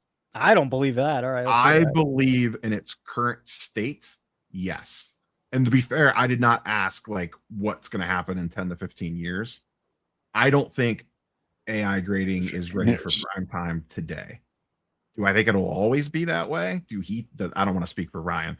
Do I think it'll always be that way? At some point in time, maybe it gets there. The way the tech moves so fast, I think it's stupid to come out with declarative statements based on what tech can and can't do. But I don't think it's ready for prime time. I think he is right when it comes to it's not good at detecting surface in a lot of cases. And I think the real struggle, and I think you see this with Tag, there's a reason Tag doesn't grade older stuff, because I don't think it can catch fakes. That's fair. I think that's a fair point. I didn't realize they didn't do vintage. So what is their cutoff? They don't do pre-89. Wow. Not even vintage. I mean, I don't consider 80 stuff vintage. I think probably younger folks do, but yeah, I think their cutoff is 88 or 89. They will not grade a card made prior to that. I think the 89 Griffey is the cutoff. So that tells me that you're right. Bad at catching that stuff. Because if it worked, why wouldn't you use it? Of course. They don't want an 86 Jordan coming through that the door. Really hurts. That actually really hurts their brand, that they don't have any of these big legendary cards in their slab. Yeah, that's why I don't take them seriously. They can't grade thicker cards either. They've been promising that for 2 years. They can't grade an RPA. What I also noticed too, I graded through both GameStop and I actually sent in stuff through PSA's mailing system. I got my cards back faster through the GameStop than I did through actually sending them through the PSA. And I believe their stuff is kind of the way it's been described to me, and this does not come from PSA officially, is almost like that they have their own lane. Like, if that makes sense. You think they're fast tracking the GameStop grading as opposed to like doing the take your time with the whole sending in through mail thing? I don't know that it's fast tracked per se. I just think they are better about making sure that it doesn't go over days, if that makes sense. Because I noticed I get a whole lot of 9s when I get into GameStop. You're not going to get a 70-day GameStop order back in 45 days, but it's not going to probably go over 70 days. Oh, Jesus. Blue Red Master and Hardcore called in. I had a hard day at work. We're 2 hours and 40 minutes. Do I throw them on? Or Neo, thank you for answering all these questions. I think the people. I'll get off if Charles or chat has nothing else for me. I'll sneak off the screen. Well, Blue Red and I don't know, Charles, you got any more? So, all right, one more thing. Do you think if the backlog clears out, do you think you're going to see more of a balance between CGC and PSA, or do you think this is just going to be a steady rise in PSA? That's going to still price wise. No, grading wise. Like once the backlog is cleared, once PSA gets that through, however long it takes, do you think there's going to be still submissions waiting consistently from PSA, or do you think it's going to balance out? The lower prices and get more stuff in the building. Everyone can bitch, moan, and cry right now in comment sections and on social. But the second they drop things down to $16 a card again, people will be tripping over themselves to send USPS boxes to them. Like, let's just be honest here. Unless but they're not going to lower the price. All of a sudden, CGC 10s start selling for the same price as a PSA 10. I doubt that's going to happen. But unless that happens, then nothing's going to change. If there's more CGC 10s in the market, maybe it'll happen. That's the thing, is if there's more grades with CGC, maybe that will dictate the market, as opposed to, well, we just go by default to PSA because that's what I was told on the internet or told on YouTube. So your problem there, though, is that there's already lack of demand for CGC cards. So now you're talking about increasing the supply when there's not a lot of demand there. If anything, it could potentially pull things down. CGC's biggest problem is they don't grade cards that matter. Like, they do not grade a simple thing like, and I shouldn't say they don't grade. They don't get submitted like a Cooper Flag refractor. You need cards like that in your holder, transacting frequently, so dealers and people see consistent selling comps that they could base things on. I fully then you agree. start building momentum.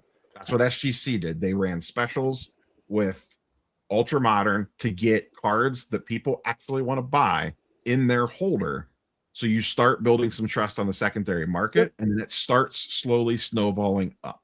Do you Until think they do that, nothing's going to change. Does CGC have that with some of the TCG? They have a loyal base with Pokemon. Pokemon stuff sells pretty okay. It's still a discount compared to a PSA 10, but it hangs. Does it have some of those cards that sports card collectors aren't sending there?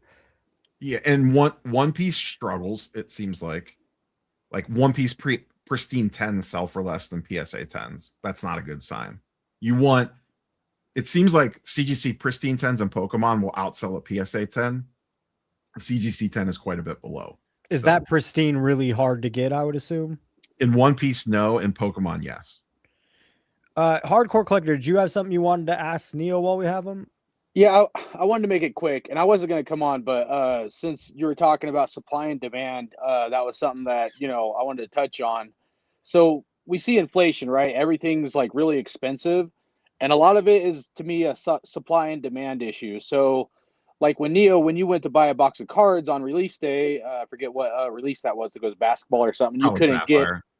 get Sapphire, and you couldn't get a box. That was like a supply issue, right? Not a demand issue. You would say that was a supply issue, right? A manipulated supply issue. Right. Which then did what in return to the box prices? Jack the prices up. It inflated the prices. So I kind of almost feel like PSA is kind of doing something similar, dude. Like if they're profitable enough right now, why can't they just hire the people before they have to raise the prices like this? And I'm not disagreeing with you. I'm just going off of like, what their theory or thinking is they're saying, let's cut off the demand by making the price so high, by creating inflation. So then everything's more expensive. And then at the end of the day, us, the collectors, will be suffering because they have poor management, in my opinion. I think part of it is it's not just, and I don't know, this is just me speculating because I don't know for sure because I don't work in the building. I have no idea. My best guess was that it's not just hiring people. If you hire people, you need space, you need infrastructure, you need more grading stations, you need more this, you need more that. It's not just as simple as bring 15 more people in the room. It might be bring 15 more people in the room and build a couple $1 million building across the street to support those people. And maybe I actually speculate this in my video tomorrow. Maybe PSA is not 100% sure the market's this hot and this sustainable for a super long period of time, so they don't want to overstretch. Maybe they're being semi-conservative of, hey, we've already spent hundreds of millions of dollars probably building up their business. Maybe they don't want to spend another 100 million because maybe they're concerned that the market's overheated. Things are naturally going to cool off, and then they have extra buildings, extra graders, and extra space that they don't need in a year and a half. So maybe they're willing to take it on the chin for a year, not to overstep. I don't know that for sure. I speculate that about that in my video tomorrow. Well, that's fair. My only pushback or question would be so if things slow down, are they going to bring the prices back down? Probably not. I mean, I think they 100% will. I don't think so. I mean, maybe a little bit, but never where it was originally. Look at the prices of materials and everything else since COVID and all the inflation we're dealing with. Nothing has gone back to what it should be. Everything is. Listen, I'm not saying they're going to go back to $10 a card or whatever it is, but they'll come down. I'm not saying that, but it's hard to come down. We don't see it often. They have to feed the beast. Like they build up the infrastructure, they hire the people. They need that production line to keep moving. So if they need to get cards in the door, they'll drop the prices down a little bit. Maybe it doesn't go back to 15, maybe it goes down to 20. That I don't know, but I think 100% that they'll either run specials or drop pricing down on stuff if demand lessens. If they're still getting cards in the door at this rate, then why would they lower prices? So riddle me this. Why would they increase the raw grade review for Beckett from $25 to $60 at the Dallas Card Show? If they're trying to get more, because they own Beckett, why not try to get more through Beckett and through SGC and balance it all out? Why do you think they're not doing that? I think they're trying to figure out what's going on over at Beckett before they bite off more than they can chew. I did not talk about that, but I actually, right before I hopped on here, I recorded an interview with Beckett's new general manager. That'll be out on Friday. Is there anything like a sneak peek at that? Is there anything that we're going to find out it's going to be like a kind of moment? No, there's some confirmations around subgrades, whether they're staying or going, upcharges. My impression coming away first time talking to them is I like the direction that he's talking. Now, actions over words, it's one thing for him to get on camera and say it. We'll see what happens at the end of 2026 and if they act on the stuff that they want to do. Because they did the same thing with SGC. So that's what I'm kind of thinking. I think this is different. I thought that for a hot minute. And I get the vibe that after talking to them today, that this feels a little bit different. Now, I don't know if that was always the plan or if that's because they're worried about the regulatory stuff and they want to make it look like Beckett's going to be a thing. But in all honesty, Beckett just has better brand loyalty than SGC did. SGC had a very loyal, small fan base. That vintage base. Sure. But Beckett is way bigger brand than SGC is. One question I have, I mean, it just pops in my head. It's like you hear that they went from what, 25 to 60. It's like, yeah, don't grade with Beckett at the show. That's like what it feels like to me when you raise the price by more than double. It's like they're saying, yeah, don't do. It's going to create less customers at the show for sure. But the line was out the damn door for them, though. Yeah, but that Dallas Card Show was really weird. They pumped that show weird. That was the most recent one. Was a whole. I think they know what they have with the raw card review at Beckett or at the Dallas Card Show. And I've never been to Dallas, but the way that I understand it from talking to folks is they get a lot of really high end shit that goes through that RCR. So if you're walking up with, I don't know, a Cooper Flag out of 5 red refractor, you don't give a shit if you're paying 65 for the raw card review or 45 for the raw card review. And that's what I think the biggest problem is in the hobby is the rich people are propping this hobby up. The rich people are going to get bored with this and they're going to say, oh, you know what? I'm tired of my cards. We're going to go to the next big thing.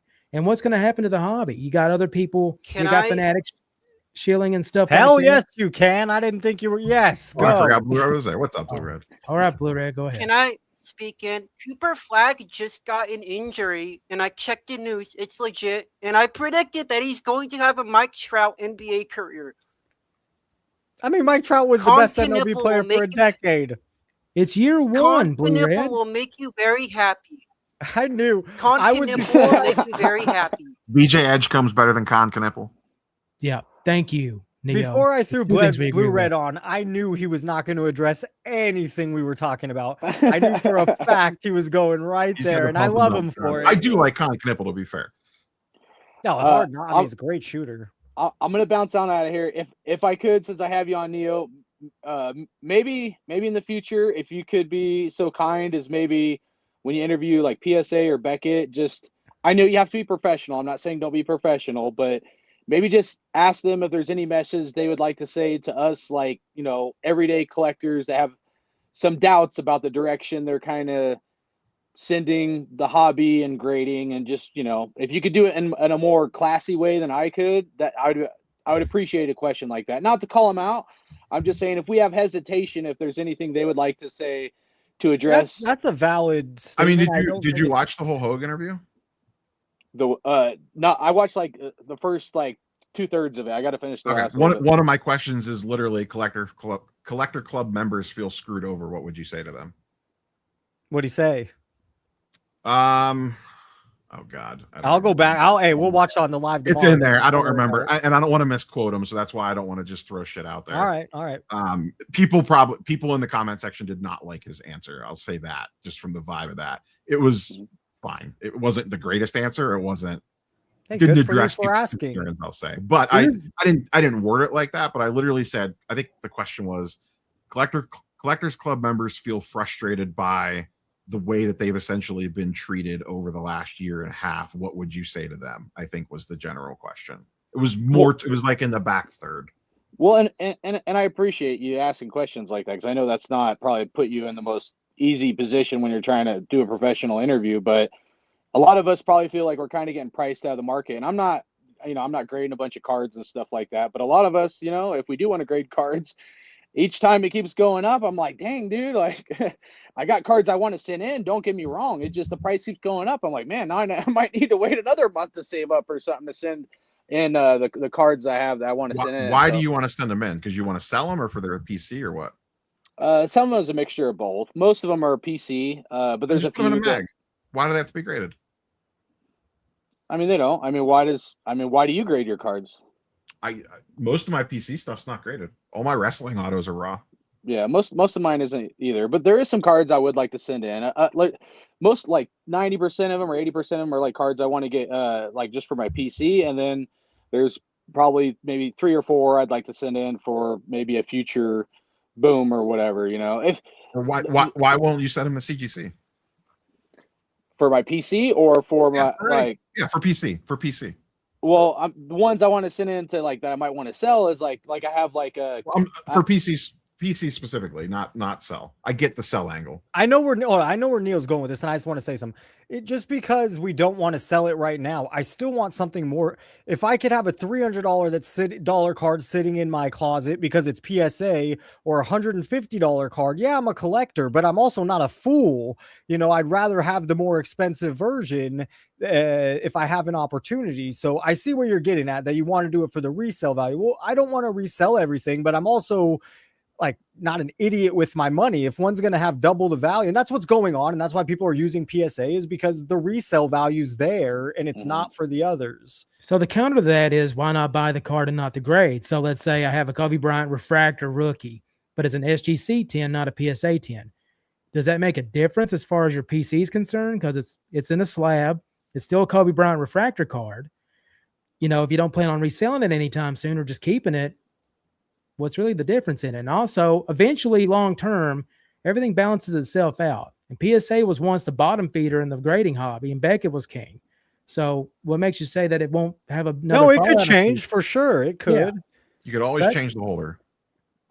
So like one of my cards, I'll tell you, it's not a very good card, but at one point it probably was, and I don't think he's going to be a good quarterback either, but it's like a Kenny Pickett autograph rookie numbered out of 8, and I want to dump this thing. I'll be honest with you guys, I want to dump this shit. So if he ever ends up doing somewhat good, like I want it already graded and slabbed, and I'm ready to get rid of this. You saw 2 plays with the rating. You're contend, you're probably better off selling it raw.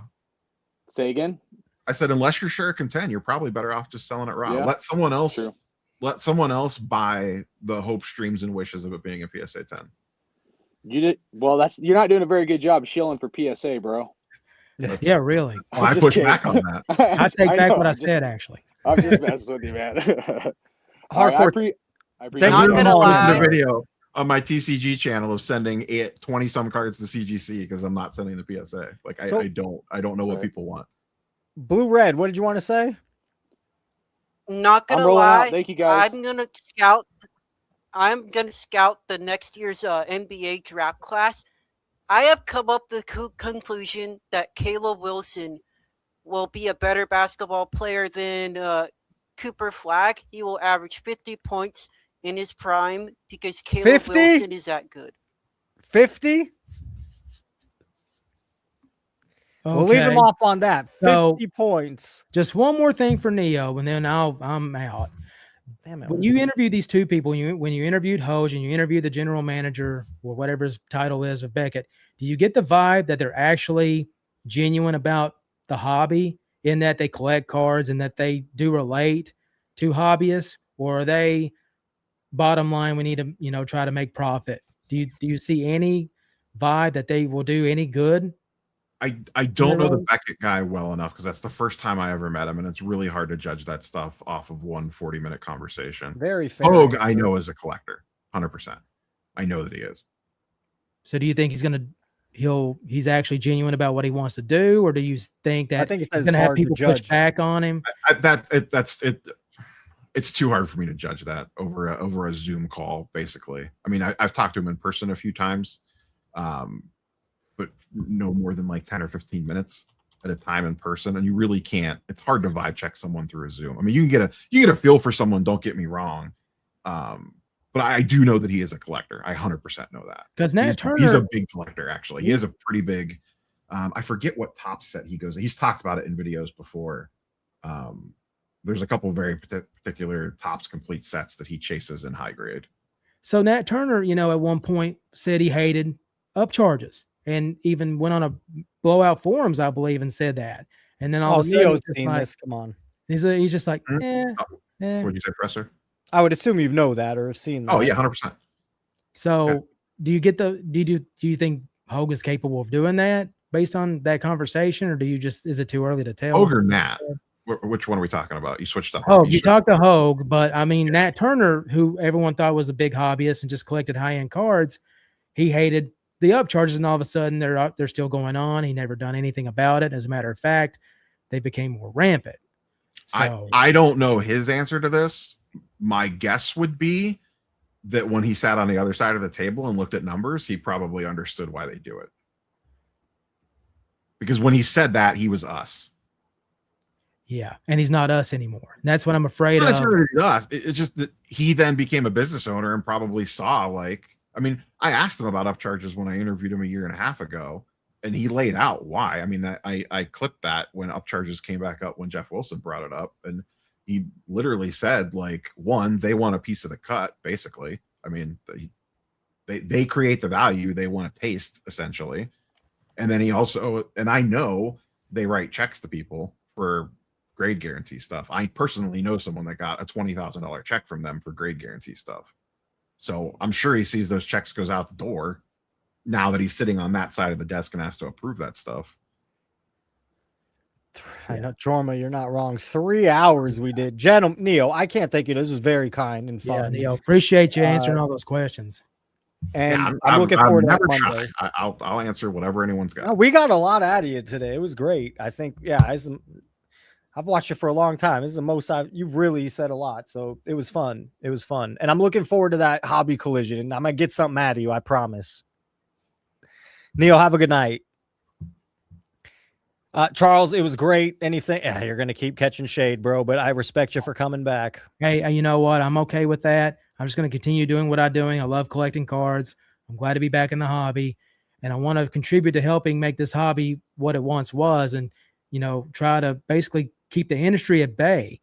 And whenever they do shady shit, call it out, regardless of. No, I think your intentions are good. You stepped in the mud. But I do think your intentions are pretty solid. Charles, thank you for calling in. Have a great night, bro. All right, you too. Thanks. Tomorrow, of course, I'm going live. And tomorrow, here's the thing. And I do feel a little bad I didn't connect with you guys more. But Tuesday and Wednesday, I am like Frank said, I'm. It's a show. It's content. And Thursday, I don't have all the stuff prepped. I don't have all the big, I planned this over the week. I spent hours on it. And so, I do need to do a better job checking in. But tomorrow, the Thursday shows, which I'll go live more on Thursday now that football's over. And I love it. We talk cards, people call in, you get more time. So I'll be back tomorrow, and just thank you. Thank you to the people in the chat. You guys are hilarious. Serious. I watched some of the last night. I was watching one of these things back. It's 1:30 in the morning, and you guys had me rolling, just rolling. We'll be back tomorrow at 5, and then Tuesday at 5 next week, and then on Wednesday it'll be that weird show at 6. We do have the hobby collision coming up Monday, February 23rd. And it's going to be fun. Have a great night. I'll see you guys again tomorrow. And thanks for being here. And thank you to all the callers. That was really neat.